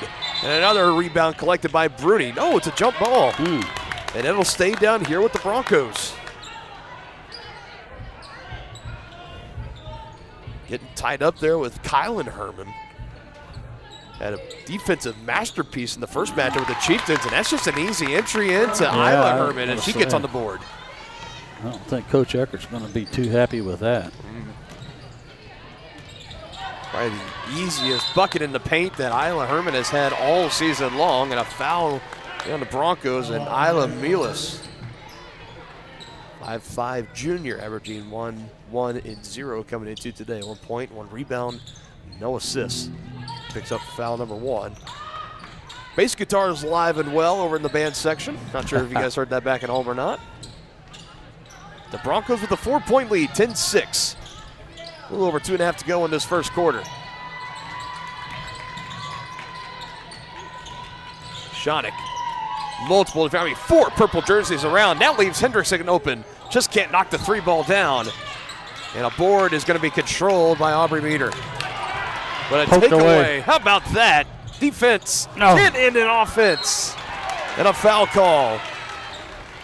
So Johnson, Johnny on the spot to get the rebound and a chance for the Chieftains to at least make something out of this. Good defense. Hendrickson on the takeaway. Shot it. You don't see her miss all too often from that close of range.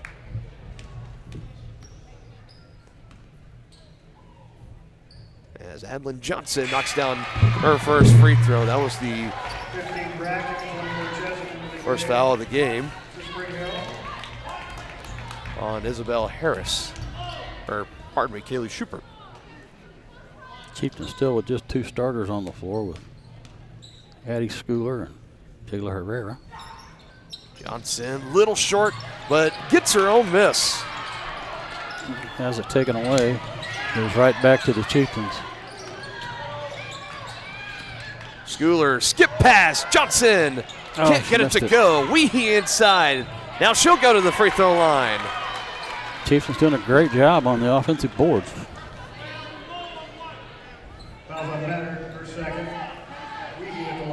Second on Aubrey Meter. And to the free throw line, Kaylin Weehee. 0 for 2 at the line this season. And now 0 for 3 as that one's too strong off the heel. So Meter will get checked out after picking up her second personal. Addie McConnell is back into the game for Coach Tuttle. Weehee for a 2-point game, and she misses both.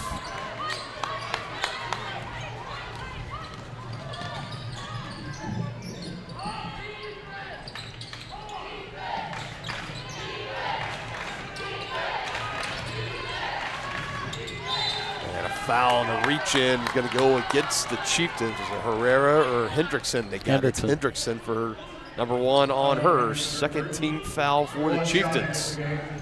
As Shonick will quickly check back in for Coach Eckert. 5 team fouls on the Broncos, so Chieftains are in the bonus for what it's worth. Still just 1:47 to go in this opening quarter. Inside, loose ball. Chieftains going to come away with it. 4th turnover forced by this Chieftain defense. Now Shonick picking it up the floor, but nobody was home as Kaylin Weehee had her back turned. That's turnover number 5 on the Chieftains. A particularly little sloppy first quarter here right now. Yeah. As Weehee, she just had her back turned to that, had no idea that pass was coming her way as it went out of bounds. Like Darren Peterson the other night against Iowa State. Rock Chalk, by the way, what a big win. Yeah, and Auburn gets number 2 in the country. Playing Baylor tonight. We'll see how that goes. That 3 way off, but nobody put a body on Isla Herman, and it's essentially a long-range assist from her sister, Kylan, who I assume at least sister. Kylan Herman, the 5'4 freshman, to the 5'11 senior, Isla Herman, who's got 4. The Chieftains need a bucket here to end this first half, or first quarter. It is a first quarter that's belonged to the Broncos for sure. Trying to avenge that 10-point loss from December, a little over a month ago. 3 on the way. Shonick, too strong. Schooler underneath. Goes up strong. Just can't finish. Man. Are you kidding me? Holy cow. She seems to have the toughest luck of just having those kind of shots not fall in. That pesky lid on the rim does not give. Kylan Herman, 3 on the way. Too strong. Isla another board underneath, but she's denied by Schooler. Up the floor come the Chieftains. Herrera behind the back. How about that? Weehee, mid-range, too strong.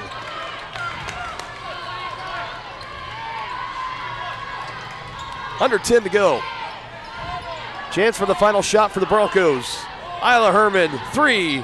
Will not go. Underneath, batting around. It goes out of bounds. That's Bronco basketball. I thought it might have been out on Mason Brackett, number 15, but Chieftain got a hand on it. Now 8/10 of a second. Enough for a quick catch and shoot.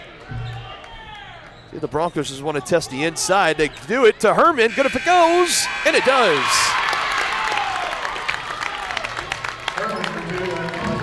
So Isla Herman, a 6-point first quarter. A way to bring it to an end.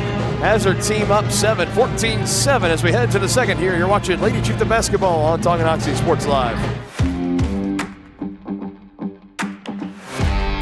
Hi, do you offer insurance bundling? Enter authentication code to start transaction.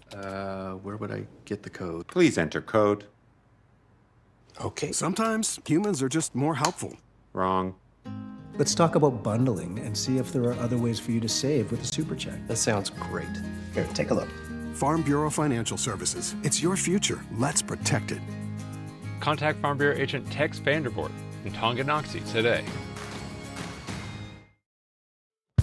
At Fort Scott Community College, we understand that a scary part of figuring out your future isn't only answering the question, what should I do, but where do I belong?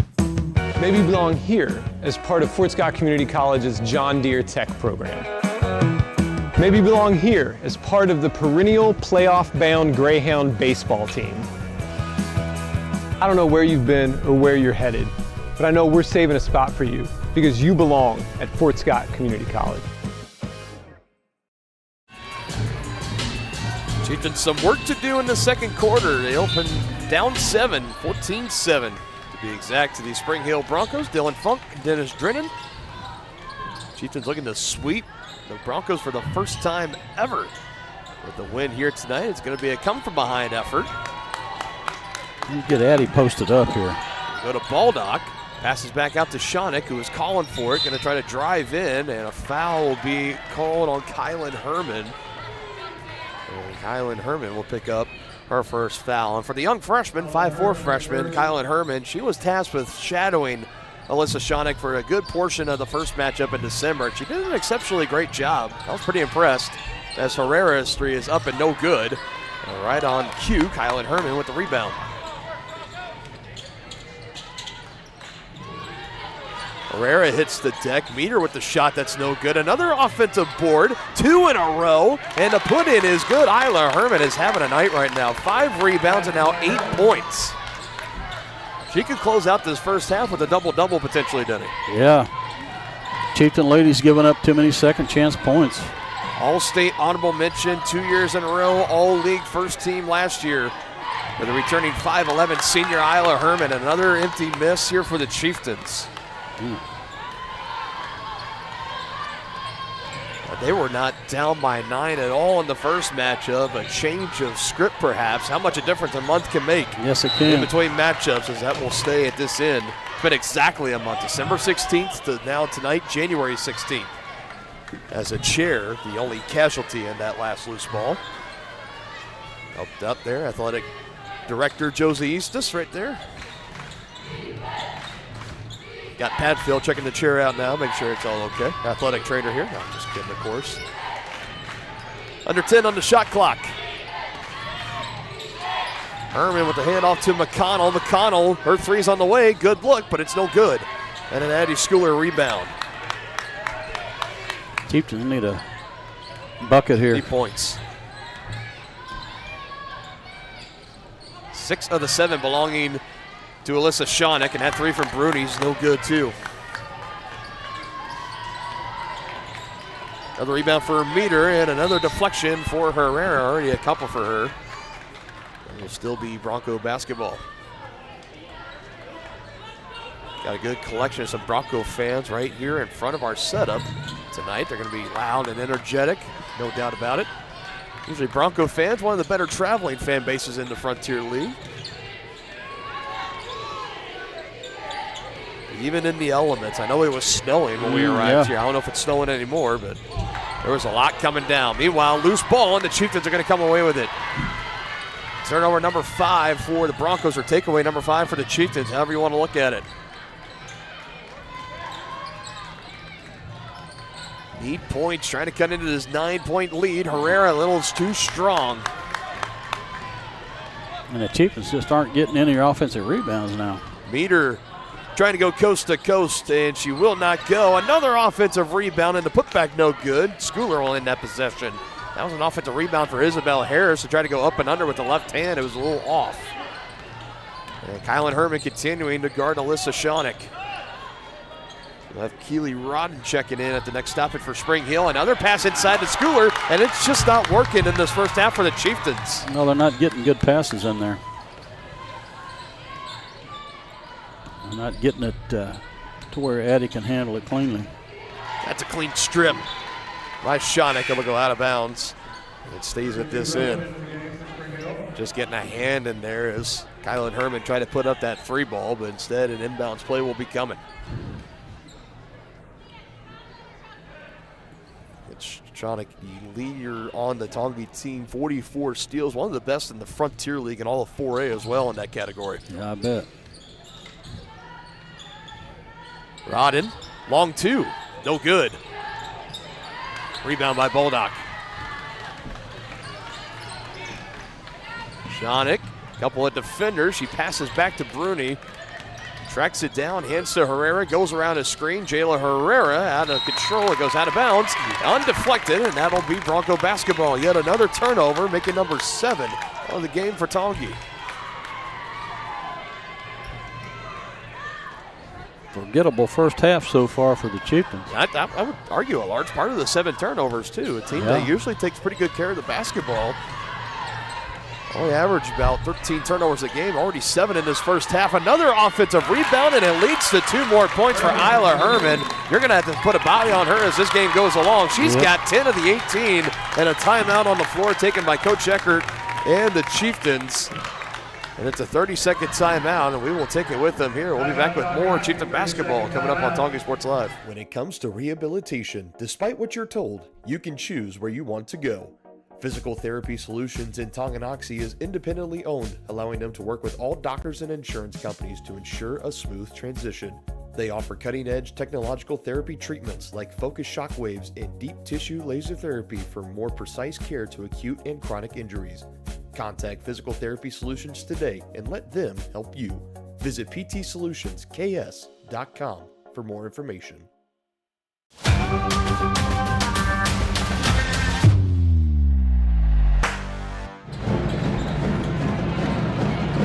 Broncos, their largest lead of the season against the Chieftains, 18-7. A big part to Isla Herman having a night so far. 10 points on 6 rebounds, and half of those rebounds, if not a little over half, have been on the offensive glass. Yeah, they have. And putbacks for points. We saw Coach Eckert really focusing on Ashley Bruni in that last time out, as saying you got to put a body on her. Just to the team in general, you got to put a body on somebody on those shots. Got to limit the offensive rebounds. Chieftains are still looking for their first points in the second quarter, and a foul is going to be called on Addie McConnell as she picks up her first, second team foul on Spring Hill. I don't know how many minutes the Chieftains have gone without a bucket, but it's been a long collaborative stretch. minutes. It's closing in on about the 5-6 minute mark as Schooler right on cue is going to end it. Badly needed bucket there. Tested shot, still a nice finish. First points of the night for Addie Schooler, and an answer on the other end. Another 3.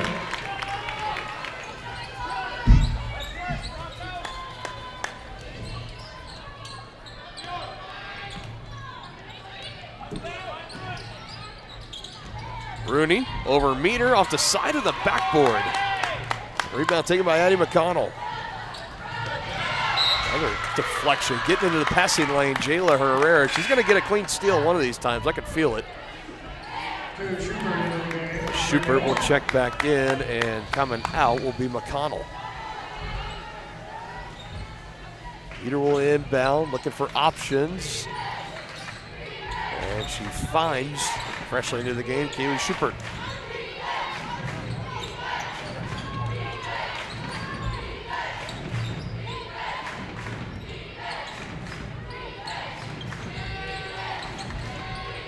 Good around Meter, finds Schubert. Good closeout D by Baldock. Picked her pocket Bruni, but it goes out of bounds. 7 seconds on the shot clock.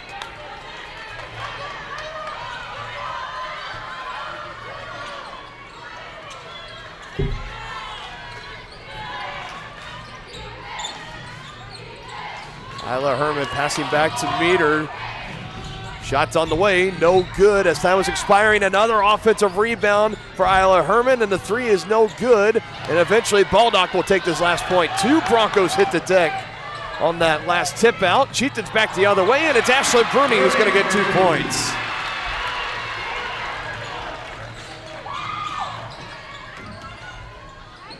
There was a lot happening there. Kylan Herman way too strong, and a rebound underneath by Shonik rather. She gives to Schooler. Oh, that was a kick ball. That's a kick ball, no? That's a kick ball. They missed that, partner. Yeah, they did. That was clearly a kick ball on Kylan Herman. It's coming from behind. They just call it a clean deflection, and that's turnover number 8 in the ballgame for the Chieftains, but ball doesn't lie. That's a 10-second violation against the Broncos. As Bronco fans upset with that last call, but at this point, that's just both teams taking some tough calls, and you call it a wash at the end.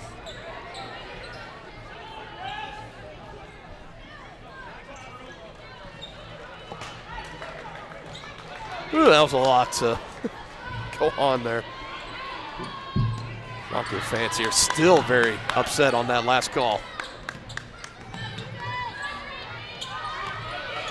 Shawnick freed up on the screen. She'll take the 3, and she'll knock it down. The second three-point basket of the game for Alyssa Shawnick. Timeout, Spring Hill. And Shawnick doing everything she can. 9 of the 14 for the Chieftains belonging to her. Her second from downtown has made it a 6-point game as we step aside here on Tonganoxie Sports Live.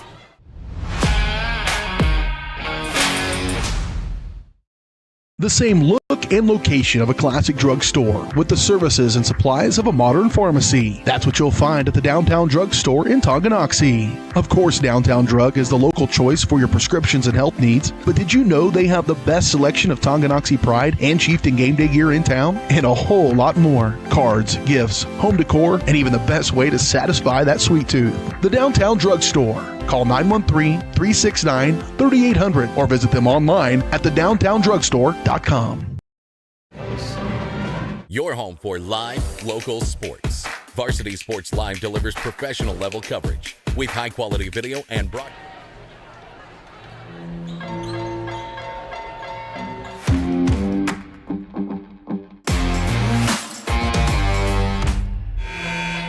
Apologies for the difficulties there for a minute, folks, but we're back. 1:44 to play in this first half. Chieftains back within 6, 20-14. They trail the Broncos, and thanks to 9 points so far for Alyssa Shawnick, 2 3-point baskets, trying to wheel her team back into this one. That's in and out of the hands of Rodden, couldn't quite handle it. Another takeaway for the Chieftains, number 7.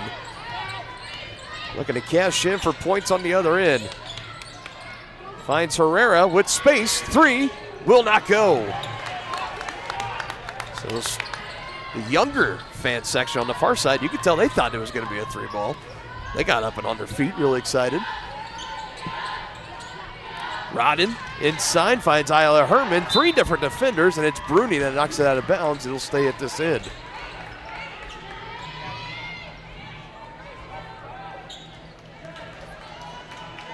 I was curious. You got the Jayhawks leading at halftime and at home, 43-37 against Baylor. I know you were asking about the KU game, Denny, so there you go for that. 67 seconds to go here in the first half. Chieftain defense on a run. The team in general on a run, trying to get another stop. Rodden, 3, can't bank it in, and eventually tracked by Baldock on the rebound. First initially off the shin of Shawnick. It was a little loose, but thankfully Kalia right there to collect and control.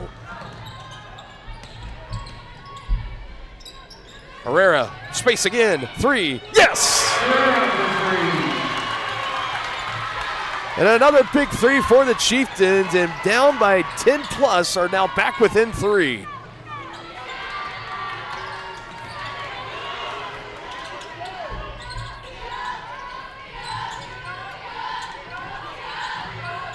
Just beyond the free throw line. It is good for Addie McConnell, her first bucket. This game is starting to live up to the hype and expectations we had coming into tonight. Broncos up by 5. Chieftain offense has found their rhythm here late in the second. 1 second, good if it goes. Buzzer beater will not happen for Alyssa Shawnick. A great first half for her nonetheless. She finishes with 9, and this 3-point basket, the final of the first half for the Chieftains from Jayla Herrera, has the score 22-17. White Birch Property halftime show is coming up next.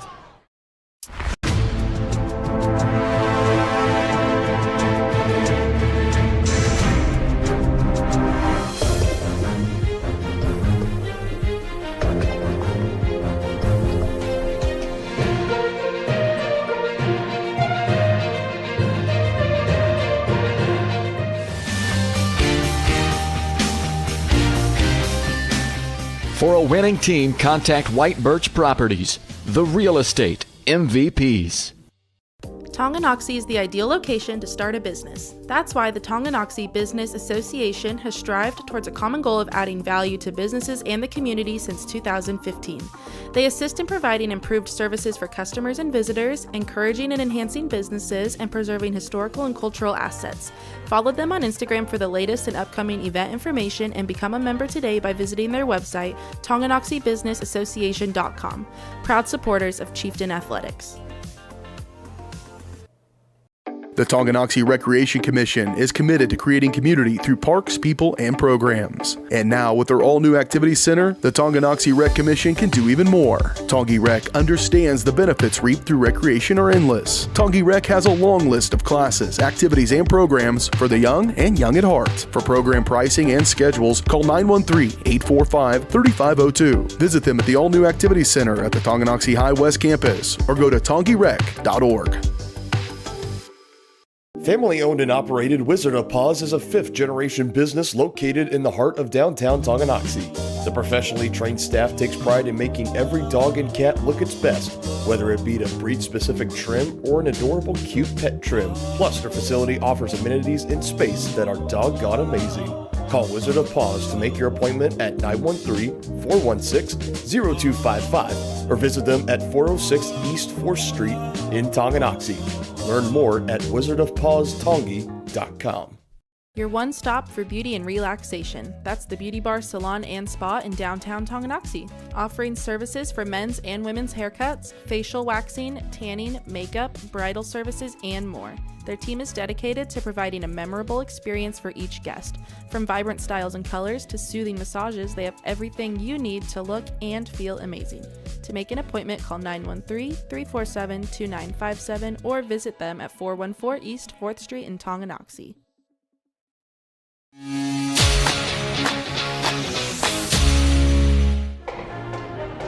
Welcome in. Second time tonight, the White Birch Property Realty Executives halftime show. Speak with one of their agents today by calling 913-417-1007. Halftime score, Spring Hill 22, Tonganoxie 17. Halftime here of the girls' game. Some point totals as we go through. First for the Broncos, you got 4 points for Schubert, 4 for Meter, 2 for McConnell. You got 12, and leading all scorers is Isla Herman, 12 points, 6 rebounds, no assists for her, 6 of 10 shooting from the field. And of those 6 rebounds, Denny, 5 of them being offensive rebounds. That is a big key we'll talk about as we go along here.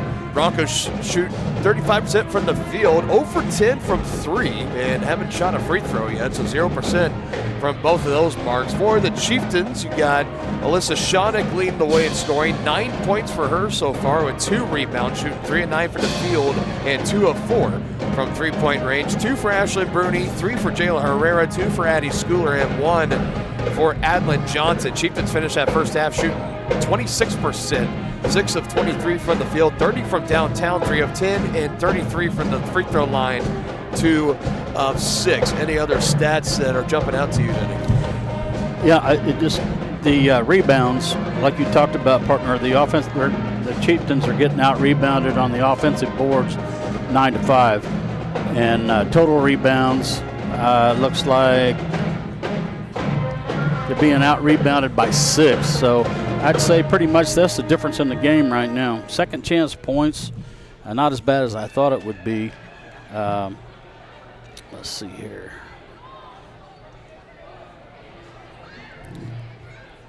Partner, well, there, second chance points. Spring Hill leads by 5 on that one, 6-1. So that's probably the main difference in the game right now. Yeah, I think that's pretty fitting. You're being outscored by 5 on second chance points, and you're down by that many here at halftime. I think that's a pretty good indication of what this game has been like. I mean, clearly outside of that, you've been able to go stride for stride. This has been a really competitive game, but I think if you ask any average fan, you say, what stuck out to you in that first half? I think they're going to say, well, Isla Herman and the Broncos, they just seem to get offensive rebounds left and right, and they did. 9 offensive rebounds for the Broncos compared to just 5 for the Chieftains. Total rebounding 22-16. The Broncos are out rebounding the Chieftains so far. And we don't see that all too often between Shawnick and Schooler and Baldock. One of the best just 3 off-the-rim rebounders in the league and in Class 4A, I would argue. The fact that the Broncos are doing this tonight, I think that's a big reason of why they're currently up 5 right now. So let's flip it. What are some of the keys to victory in that second half right now for the Chieftains? Because you might feel like that first half was a lot of doom and gloom. You showed a lot better promise in that second quarter especially. But what do you need to continue to improve on and do better in the second half if you want to complete this regular season sweep? Better defense on Isla Herman. She's just she went off on the Chieftains there in the first half. With offensive rebounds and putbacks. I mean, that's really the difference. Yeah, I mean, 12 points for Isla. She's leading all scorers in this one. And another thing I actually want to take a quick look at, the points in the paint here tonight. Yeah, it's pretty even.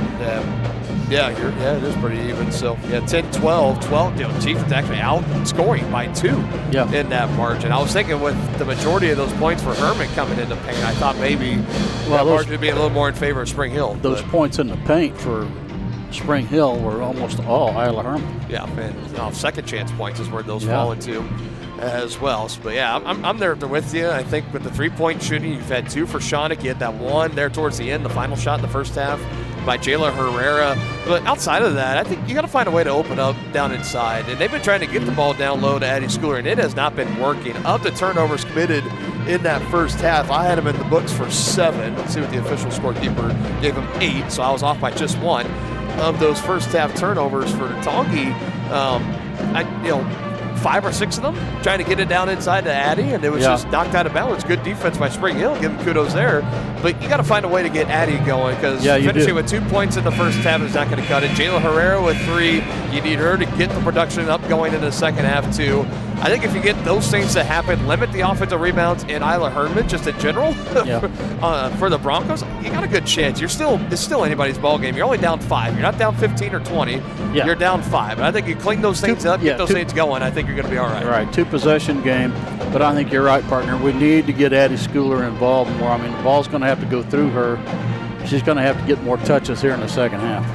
See if the Chieftains can, in fact, get that going here tonight. You've been watching the White Birch Property halftime show. Second half start. It's coming up next when we return on Tonganoxie Sports Live. More toppings, more taste, more value. Gambino's Pizza. You're gonna love it. Taste mouth-watering flavors in our new chicken bacon ranch pizza. Bring a crowd to feast on our 11 toppings mobster pizza. Pizzas with quality meats and a 100% real cheese, like our triple tasty seasoned sausage cravers pizza. Try favorites like pastas, calzones, sandwiches, appetizers, salads, and desserts. More toppings, more taste, more value. Gambino's Pizza. You're gonna love it. At Fort Scott Community College, we understand that a scary part of figuring out your future isn't only answering the question, what should I do, but where do I belong? Maybe you belong here, preparing for a career in healthcare as part of Fort Scott Community College's nursing program. Or maybe you belong on stage as part of the Hounds band or theater department. I don't know where you've been or where you're headed, but I know we're saving a spot for you because you belong at Fort Scott Community College. The same look and location of a classic drugstore with the services and supplies of a modern pharmacy. That's what you'll find at the Downtown Drug Store in Tonganoxie. Of course, Downtown Drug is the local choice for your prescriptions and health needs, but did you know they have the best selection of Tonganoxie Pride and Chieftain Game Day gear in town? And a whole lot more. Cards, gifts, home decor, and even the best way to satisfy that sweet tooth. The Downtown Drug Store. Call 913-369-3800 or visit them online at thedowntowndrugstore.com.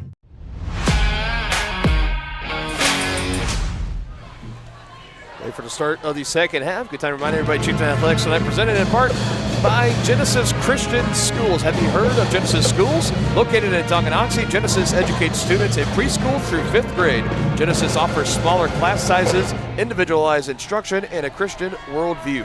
Check them out at www.genesisschools.org.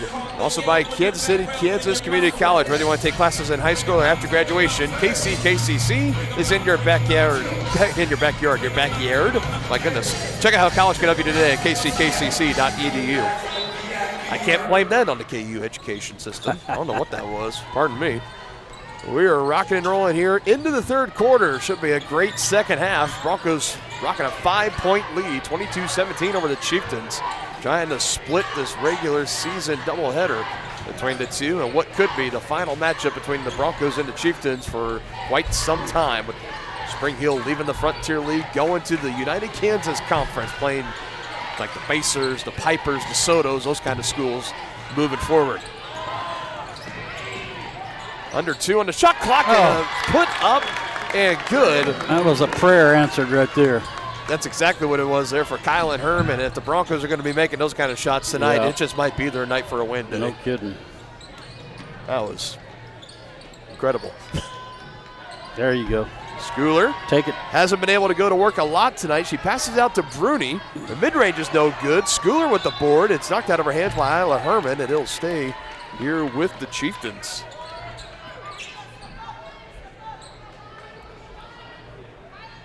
Now the officials are going to get together, talk with one another. Maybe he did that last touch go off of Schooler. Only thing I can imagine they could be talking about here. A long discussion now. Coach Eckert right there. And it's going to stay at this end. Now they're coming over to the scores table, making sure everything's in order. Okay, everything's all good. So we resume play. Ball knock, quick pass to Addie, and a little short, but another offensive rebound. This one for Ashley Bruni, who comes up short on her shot attempt. Yeah, that was blocked. 8th rebound already for Isla Herman. Trying to find it to Isla. She's trying to save it, but it goes out of bounds. And Chieftain basketball, Addie McConnell tried to feed it to her, and I don't think Herman was quite ready for it or expecting it. Chieftains need a bucket here.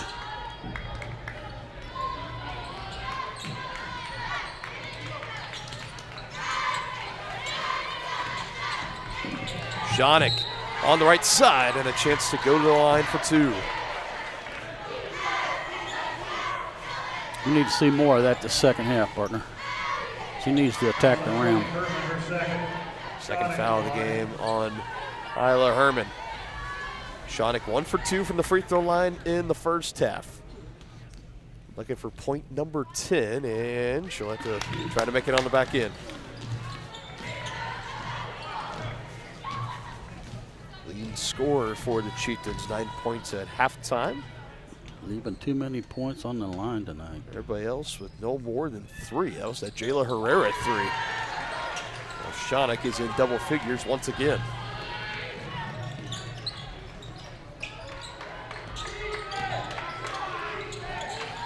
Pull up, no good.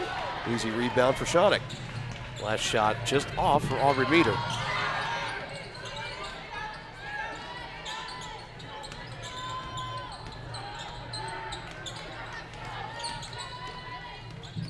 Jonick drives left, stops in the lane, pivoting around, going to take it herself, and she just can't finish.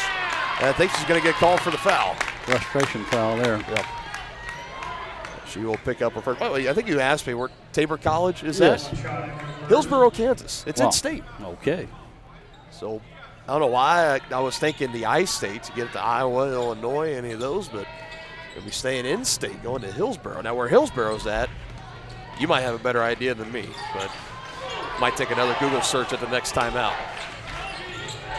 Fans wanted to travel there, but not going to get it.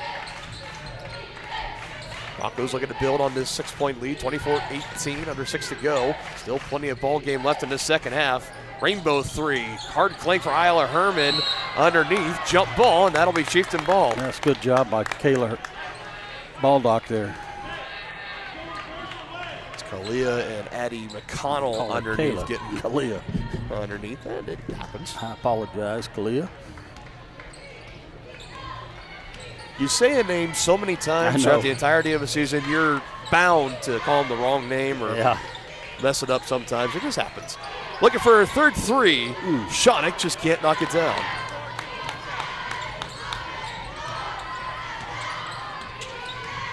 Both offenses cooling off here in this third quarter, perhaps. And another takeaway. Ashley Bruni able to save that one. Avoid the carry along the way, too. Herrera, open three. Too strong. Way too strong. A little amped to take that last shot, it appears, as Isla Herman, a rebound or two away from a double-double. And it is a travel.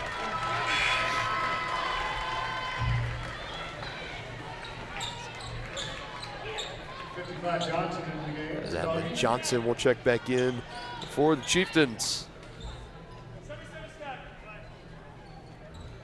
Adlin Johnson in the middle of one of these kind of things in this system and this program at Tongi High, playing these players when they're freshmen and paying dividends as it goes on. She's a sophomore coming on her second year playing at the varsity level, along the likes of Shawnick and Schooler. Herrera three, no good. Battling for it underneath. Bronco hitting the deck is Meter, but a rebound will be collected eventually. It was Isabel Harris that had it.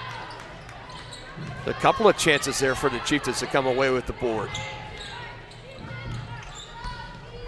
They've been stuck at 24-18 for a few minutes of game time now. And another takeaway as Johnson comes away with the steal. Can she get points? But she's denied by Isla Herman. Clean block by Herman there. That was nicely done. Now for the three. Can't get it to go. But it's taken away. Meter. Her shot no good. Officials perhaps letting them play out there tonight. Yeah. All they can ask for is consistency. Don't let it play out on one end and whistles on the other. Yeah. Keep it one or both ways, one way or the other. And an illegal screen, I think, is going to be the call there on Schooler, and it is.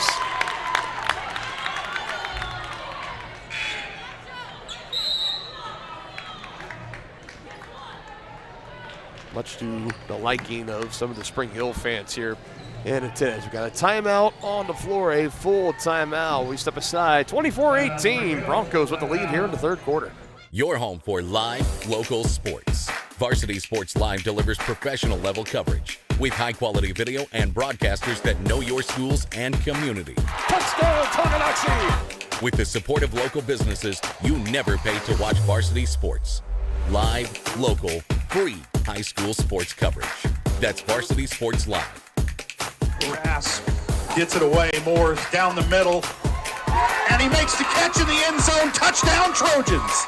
Keep up with the action at varsitysportslive.com. Live, local, free high school sports. Your one stop for beauty and relaxation. That's the Beauty Bar Salon and Spa in downtown Tonganoxie, offering services for men's and women's haircuts, facial waxing, tanning, makeup, bridal services, and more. Their team is dedicated to providing a memorable experience for each guest.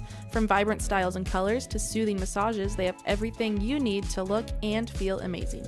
To make an appointment, call 913-347-2957 or visit them at 414 East 4th Street in Tonganoxie.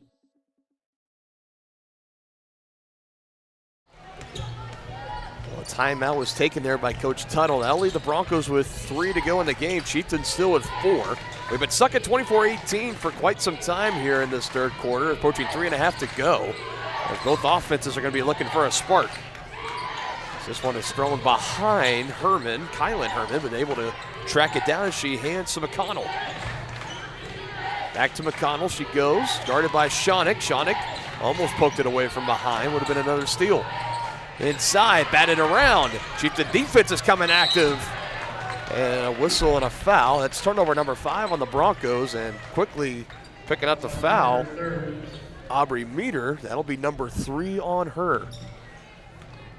And the second team foul of the Broncos, just 1 so far for the Chieftains. Dylan Funk, Dennis Drennan here, welcoming everybody, particularly our fans from down south over at Spring Hill Sports Live. Saw the Broncos get the win in the boys game. We switched it up a little bit tonight. Boys played first, closing it out with the girls game. The Broncos big winners by 30, 66-36 against the Chieftains. And they've had a pretty good back and forth battle in this one. Broncos have led the majority, but the Chieftains have been right there and can't get much closer on a missed 3 there from Ashlyn Brody. The shooting woes continue. Kylan with a look, she'll pull the trigger. Too strong. Isla Herman, her 7th offensive rebound and putback. She's got 14. Nobody put a body on her.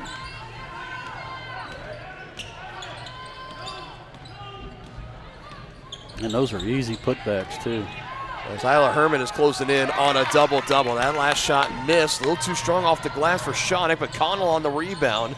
Here come the Broncos on the attack and take their lead back up to double digits.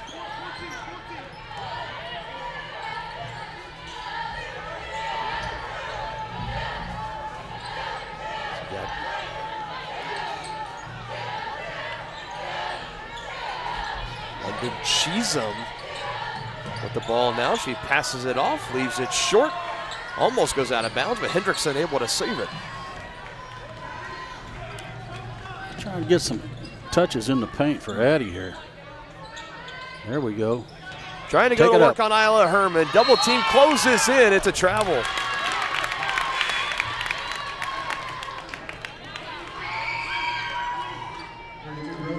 And that game plan right now for the Chieftains of trying to go to their 6'1" junior underneath, and it just has not been working at all tonight. It has not.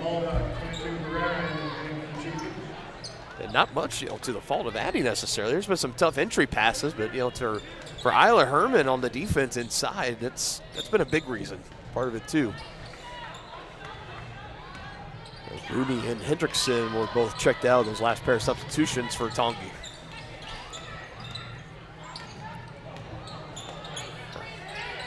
Isla a little short there on the pull-up, and Schooler collects her 6th rebound. Shawnick picks up the speed and into the lane, and a blocking foul is called.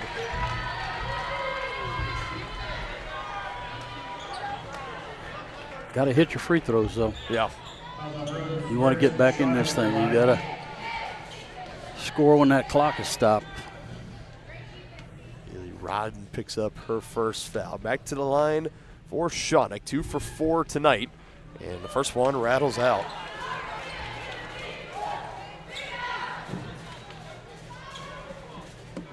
And after 9 points in that first half, she's been only held at just 1 point. One made free throw in the second half. Yeah. 1:29 to play in the third quarter. Looking to make the second, and she doesn't. Misses them both. And 2 potentially big misses that could have made it a 6-point ball game. Yep.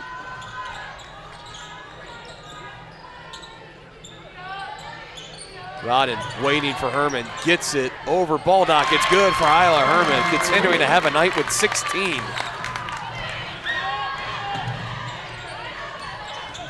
Shawnick, extra pass to Schooler, wasn't ready for it, and it's out of bounds.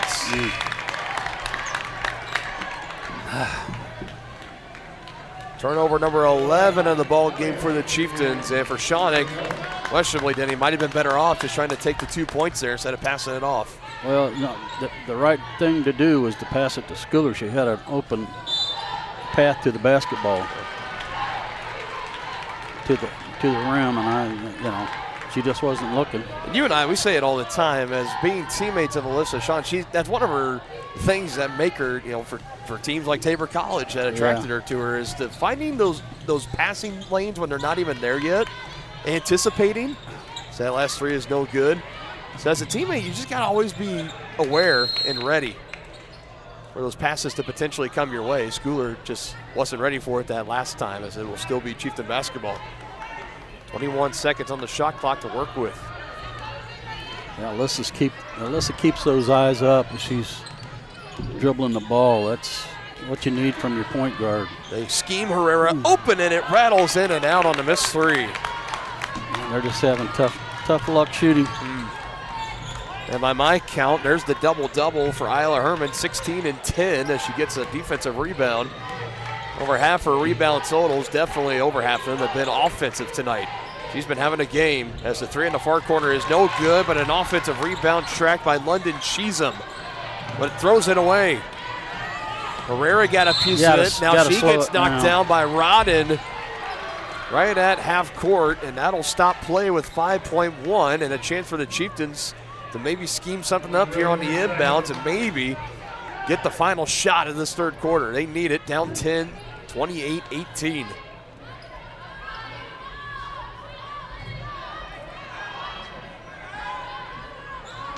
Where things stand right now, it could take another double-digit fourth quarter comeback for the Chieftains to win this one. It's thrown away. Rodden, it's good at the horn, and that is how the third quarter comes to an end. the first bucket of the night for Keely Rodden, and it's a 12-point lead, 30-18. Chieftains have been here before. They won against Baldwin down 11. Can they do it? Come back from behind, down 12, and beat the Broncos. We'll find out if they can do it. Fourth quarter coming up next.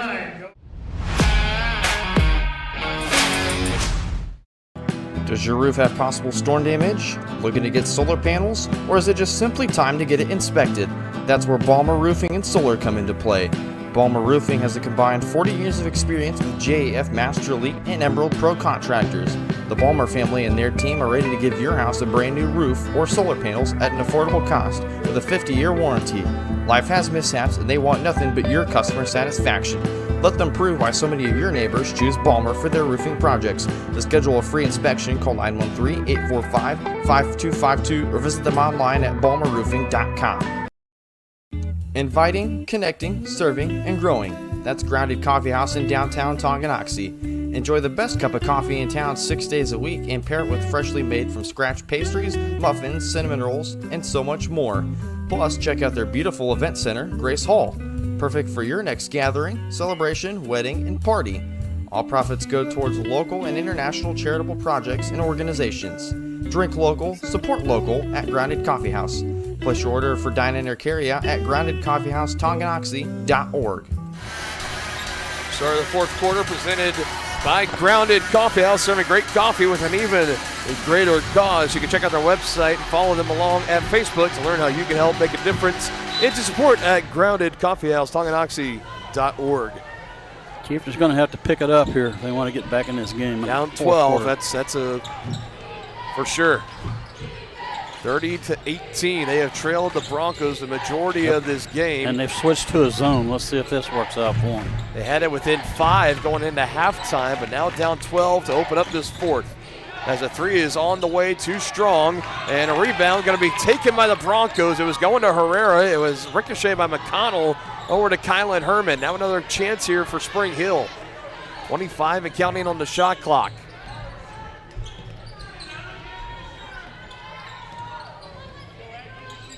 On the way, too strong. Johnson tips that board out to Herrera. Chieftains were down 11 in the fourth quarter a few Tuesdays ago at home against Baldwin. They came from behind to win it by 5 in overtime, 55-50. Looking for their second home double-digit fourth quarter comeback, nice and not to a good Kalia. start as Kalia Baldock on the baseline trying to save that loose ball. That'll be a turnover, number 5 in the second half for the Chieftains and number 13 overall in the game. Chieftains just look out of sorts.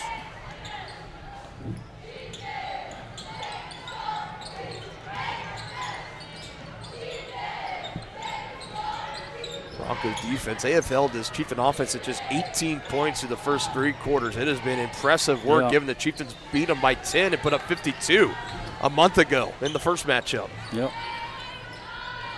Even more impressive, the Broncos have come in and they're doing this at home. They're for the Chieftains in their home. As that lay-in is good for Kylan Herman. She's got 4 as she builds on that Spring Hill lead. This has looked like a tale of 2 different matchups between these 2 teams. How much a difference a month can make. Yeah. Shonick trying to go to Schooler. 2 defenders. Addy still controls and finishes. And that's points number 3 and 4 tonight for Addy Schooler. And really that option to go down low, it has not been there for the majority of this game. They're double teaming her. They're collapsing, so that means somebody's got to be open for an open shot. Here's the 3 up and no good for Kylan Herman. The Chieftains can't afford very many empty possessions now for the remainder of this game. Can bring it under 10 with a 3-pointer on this possession. Shonick wants the 2, but she's denied by Isla Herman, and it stays here with Tongi. Yeah, that was a clean block. Block number 2 or 3 tonight, rather, for Isla Herman. She has put together quite a performance tonight. The double-double already secured, 16 points, 10 rebounds by my count. 3 blocks to go with it too as Herrera goes off her sneaker and Johnson's gonna get the reach-in foul. She tried to take it away from Addie McConnell. Fouls on Johnson, her first. And Coach Eckert is gonna take a timeout. He will elect to take a 30 You'll be left with 3 full timeouts remaining. Well, you can't take them home with you. No doubt about it. Might as well spend them while you have them. Lady Chieftain basketball time presented in part by the Tonganoxie Public Library. Why pay for downloadable audio books when you can stream it for free with a Tonganoxie Library card? Download the Libby app or visit the library's website to learn more. And also by Wizard of Paws, Tonganoxie's family-owned pet grooming salon with a combined 48 years of experience. Schedule your pet's appointment today at wizardofpawstongi.com. Here's what we got coming up here in the near future on Tongi Sports Live. All next week, we'll be here at home, the 68th annual Tonganoxie Invitational Basketball Tournament. We'll have first, second, and final round action for you all next week.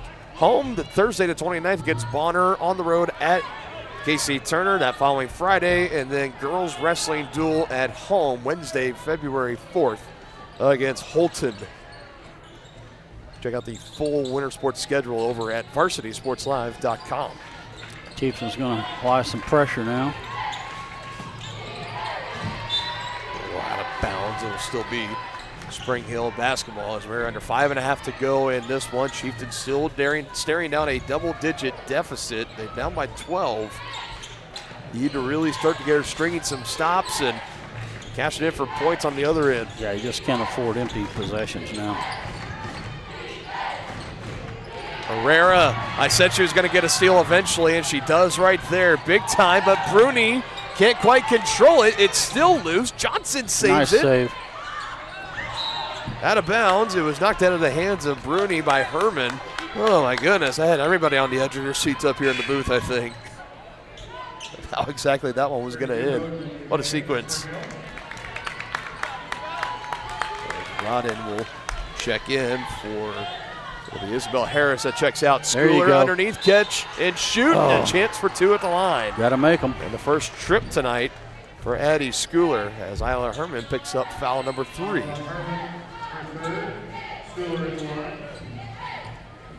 Schooler, a 51% free throw shooter. Run is up and good. It's in these kind of games like this where those missed free throws, they really start, when you miss a lot of them, to really be the difference in a win and a loss. Addie goes 2 for 2, doing her part. Chieftains need to stop here. Now 6 points for Addie Schooler tonight.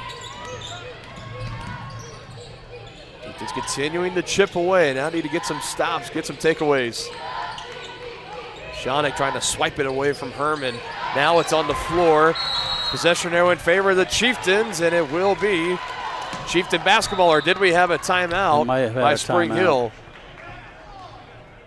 The official's coming over from the near side to the far side official, and I think he's going to tell him that I had a timeout by Coach Tuttle and the Broncos before that change of possession. Which, I mean, they're going to discuss it. This is essentially like a free timeout at this point. Now the Chieftains are going to go back over to their bench, and they will grant Spring Hill with that timeout. Again, this crew getting together, talking it through, and it comes out on the good end, at least for Spring Hill. For Tongi, maybe a little chapped, given that you were supposed to have possession of that basketball. The possession arrow at least will still stay in favor of the Chieftains, but for the time being, Broncos will have the basketball. That leaves them with 2 timeouts remaining in the game. Full timeout. We step aside here for 30 on Tongi Sports Live. The Tonganoxie Recreation Commission is committed to creating community through parks, people, and programs. And now, with their all-new activity center, the Tonganoxie Rec Commission can do even more. Tongi Rec understands the benefits reaped through recreation are endless. Tongi Rec has a long list of classes, activities, and programs for the young and young at heart. For program pricing and schedules, call 913-845-3502. Visit them at the all-new activity center at the Tonganoxie High West campus or go to tongirec.org.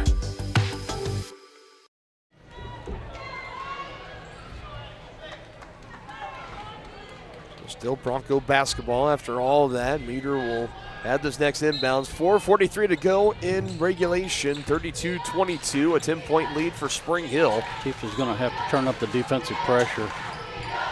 Get stops here. Broncos have led for the lion's share of this contest, if not for all of it. I believe they have led for all of it. As a 3 is on the way, Isla Herman, and she knocks it down. She's done it all for one tonight, partner. That the latest in the middle of a 19-point performance for Isla Herman.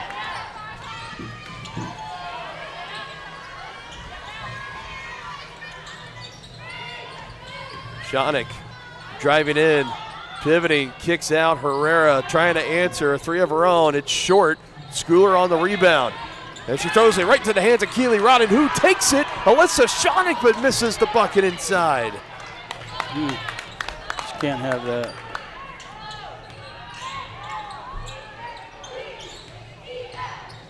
The clock is Spring Hill's friend right now. Shows the scoreboard, seeing a 13-point lead. Good cut.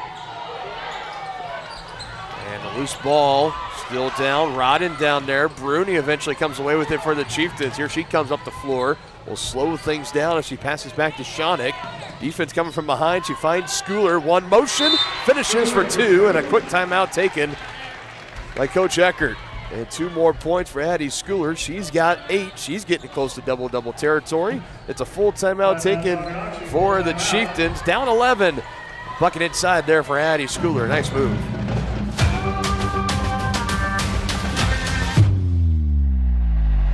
First State Bank & Trust is with you wherever you are with complete online banking. Cheering on the Chieftains once again? Why not pay your bills online? Waiting on your kiddos to get out of school? Seems like a good time to make a transfer. Or how about making a deposit from here? Back in the gym for another night? Why not get an e-statement while you cheer on Tongi? And of course, at First State Bank & Trust, you can always bank from right here. Come on in and see us and get your very own Chieftain card. To learn more about all the great ways to bank with First State Bank & Trust, go to firststateks.com. There are places where all roads lead to families providing for their loved ones and their community, where friends are found down every street. That's where you'll find us, taking time to get to know you, calling you by name, generation after generation. Farm Bureau Financial Services. It's your future. Let's protect it. Contact Farm Bureau agent Tex Vandervoort in Tonganoxie today.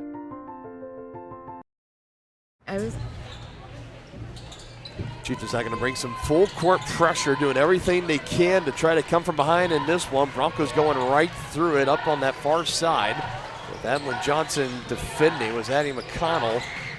Herrera nearly getting the steal there, overplays it. 5-on-4 momentarily for the Broncos to go down low to Herman. Who's denied by Addie Schooler. The first block of the night for Addie. Big block right there. Especially if it leads to points on the other end. Herrera at the elbow, too flat. Well, they just cannot score.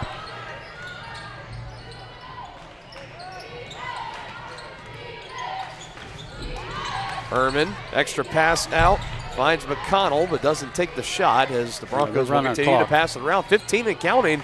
Still some time to work with, like you mentioned today, the time and the clock. It's their friend right now. Yeah. As Rodden passes up a wide open three inside. 5 on the shot clock now. Underneath, that's just ball movement to a T there for the Broncos as Isla Herman has 21. Yeah, the Chieftains have not had an answer for her tonight, for sure. Johnson, 3 on the way, doesn't go. Don't see Adeline Johnson take the 3 ball all too often. Schooler getting tangled up with Isla Herman. There's some shoving there at the end. Getting a little chippy out there perhaps. As Bruni takes this one away. Ashley Bruni, defense closing in. McConnell draws the foul. And Ashley Bruni is going to go to the line for a pair, and Addie McConnell will pick up foul number 2. Second team foul on the Broncos, just 1 team foul for the Chieftains. And at this point, 1:47, you imagine for the Chieftains, they're probably going to want to start fouling if they want to play that game to try to draw this game out. I don't think there's enough time. Open the window. And there's only 1 team, so you got to get 4 fouls. Yeah. And you only have 1 minute and 47 seconds left. Yeah.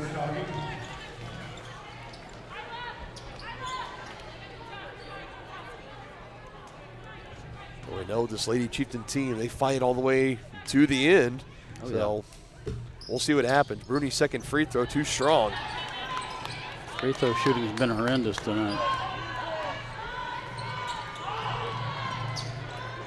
That's what really costs you come tournament time, too. You have got to hit your free throws tournaments. Still down 13. You're getting close to 90 seconds to go. And for Spring Hill, a win would move them to 3-4 in Frontier League play, and a split with these Chieftains, and that would drop Tonganoxie to 4-3. Yeah. As you were right there with a win, you were continuing to kind of keep pace and be in the mix with Ottawa and Eudora for a regular season title. But now if you lose this game, that really makes things a lot more difficult going into the tournament week next week. It does. Now what's frustrating, you know, you had a big win at their place, and then they come in here and well, I think the thing that's really most frustrating is that this just has not looked like the Lady Chieftains of this season. Well, I mean, you got to give Spring Hill defense a lot of credit, but you're right. They've just looked out of sorts all night. This has been a game the Chieftains have been out-rebounded. They've been out-hustled. At sometimes. You usually don't see that. I No. mean, Chieftains usually get the loose balls, and when it comes down to hustle and grit, they're right there. But tonight's not been their night. 1-for-2 trip to the line for Meter. He's got 5. You got to hurry. And you need something quick. Like, it's got to be right here. Right here, something. Shonick, it's on the way, and it's good.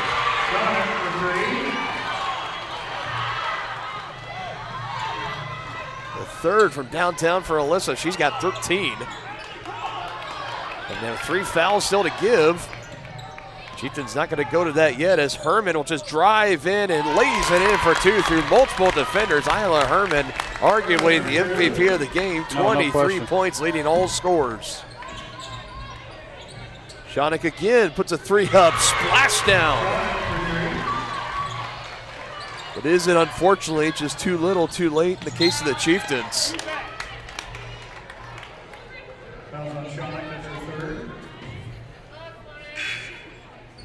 You've got, I mean, both the players, the star players of both teams. You knew Isla Herman for the Broncos, 23 points she's put up, and for Shonick, she's put up 16. For the Chieftains, both the teams leading scorers, all that good stuff. You know, all-state selections, first-team league selections. And right now, this game tonight, it's gone in favor and advantage to Herman and the Broncos as they're under 20 away from closing out this win of the Chieftains. They split the doubleheader this season, and for what probably will be the final time, at least for the very foreseeable future, the Broncos and the Chieftains are going to be playing each other outside of any tournament play. All right. A standing ovation for the Spring Hill fans in attendance as they see their team come in to Chieftain Arena and win it 40-30. It's the second double-digit loss at home for Tonganoxie. The only other one was 52-41 to Eudora all the way back on January 2nd, just a few weeks ago. We step aside, we wrap it up in the Brothers Market post-game show. Shop local and save at Brothers Market in Tonganoxie, where we treat you like family. Brothers Market has great everyday deals throughout the store. Enjoy fresh cut steaks from the meat department, the freshest fruits and vegetables from the produce aisle, and savor the flavors from the bakery. Check out their weekly ad to get the best deals on what you need. From apples to aspirin, Cool Whip to cool crisp lettuce. Brothers Market, open daily. Learn more at shopbrothersmarket.com. First State Bank and Trust is with you wherever you are with complete online banking. Cheering on the Chieftains once again? Why not pay your bills online? Waiting on your kiddos to get out of school? Seems like a good time to make a transfer. Or how about making a deposit from here? Back in the gym for another night? Why not get an e-statement while you cheer on Tonganoxie? And of course, at First State Bank and Trust, you can always bank from right here. Come on in and see us and get your very own Chieftain card. To learn more about all the great ways to bank with First State Bank and Trust, go to firststateks.com.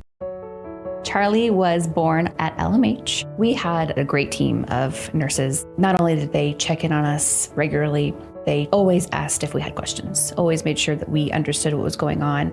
I cannot say enough wonderful things about the labor and delivery, family birthing, and mother baby care team at LMH Health. We had to put our entire trust into their hands, and just everyone was so friendly and so supportive. For projects big or small, Southern Star asks you to always call 811 before you dig. It's free, easy, and keeps our community safe. After calling 811, a professional will use paint or flags to mark buried utility lines within a few days. And calling 811 is the law. Hitting underground lines can disrupt utility service and cause serious injury. Safety is in your hands. Every dig, every time.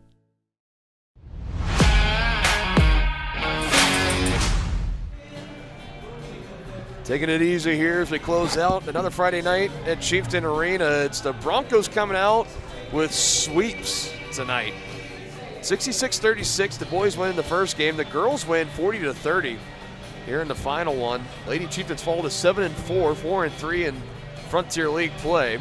Broncos back at 500, 5-5 overall, 3-4 in league play. And for the Broncos, looking at the schedule, they got this Top Gun tournament coming up. You play Eudora again, and I think you should play Ottawa again, I believe, somewhere on there. So a win for the Broncos tonight, given the simulcast nature of this tonight, Denny. A win for the Broncos tonight really keeps them in the mix potentially for a regular season title. Right. As they close out, how fitting would it be, how sweet probably for them to close it out before leaving the Frontier League of winning the last regular season title while they're here. Well, a lot of stuff to happen between here and there, but taking a look at some of these final stats. I know you had Isla Herman leading all scorers tonight, and like I mentioned, you get a double-double. It's really hard not to be the player of the game, and again, with it being a simulcast tonight, Isla Herman, our County Road Brewing player of the game. See what's brewing today at County Road Brewing in Tonganoxie, rooted for the community, brewed for the journey. And look, 23 points to go off of. I had her for 10 rebounds. She gets credited with 9. Yeah. So a rebound away officially from a double-double. To go along, you had you had a couple of blocks. You had a steal in there too for Isla Herman. She had a game, and she was the really big reason, particularly in that first half. She was the reason the Broncos were up by 5 because of her offensive rebounding. I mean, she finishes tonight on offensive rebound. She finishes with 6, in that neighborhood of 6. And on those 6, she had several of those were putbacks for points. Yeah, so this is a performance tonight belonging to Isla Herman and the Broncos. Again, congratulating Isla on being named County Road Brewing player of the game. But, we can go through the numbers for the Chieftains tonight. Shout out to Alyssa Shawnick, honorable mention for being player of the game. Once again, 16 points as she led all scoring for the Chieftains tonight. 8 for Addie Schooler, 3 for Jayla Herrera. She went scoreless in the second half. 2 for Ashlyn Bruni, 1 for Adeline Johnson. That was all she wrote as far as point totals tonight. For the Chieftains. You finished shooting 23% from the field, 25 from 3, and 36 from the free throw line, and you score a season low 30 points coming into tonight. The second lowest you had was 41 in the other home double-digit loss against Eudora. All those low shooting percentages will tell you that was a low scoring game for the Chieftains. So they need to right the ship before this next week. We got the big Tongi Invitational Tournament coming up. So yeah, that'll be when we will see you guys next. That'll be starting on Thursday. The Chieftains open up in the first round, a pair of matchups against the Leavenworth Pioneers. That'll be against around 6 o'clock for the girls game, around 7:30 for the boys game, and we will have coverage for you Thursday, Friday, and Saturday. When we get to Saturday, because that's where things start to divide up in gyms, we'll try to bring you both games if we can, but definitely on Thursday and Friday, it should line up to where both teams are playing and back-to-back games here inside of Chieftain Arena. But we're going to bring you every game we possibly can. You can count on that next week here at home inside Chieftain Arena. That's going to do it for our broadcast tonight. Broncos come up double-digit winners in both games here. Denny, did you have any final thoughts before we signed off for the weekend? And now I was a little bit disappointed in the effort tonight by the Chieftains. They just looked out of sorts. I give a lot of credit to the Spring Hill Broncos, but did not look like Lady Chieftain basketball tonight, partner. Definitely something. Nobody is no more frustrated than everyone that's in that locker room right now. Coach Eckert, Shawnick, Schooler, everybody else in there. They did not live up to their brand of basketball tonight, and I would, probably statistically and scoring-wise, your worst performance of the season. So we'll see how they respond going into the tournament when we see them in 6 days from now on Thursday here inside of Chieftain Arena. Alongside Dennis Drennan, the rest of our entire Sandy crew here at Tonganoxie Sports Live. Down with Dylan Funk saying so long. Have a great weekend, everybody. And we'll see you next week here on your home of the Chieftains, Tonganoxie Sports Live.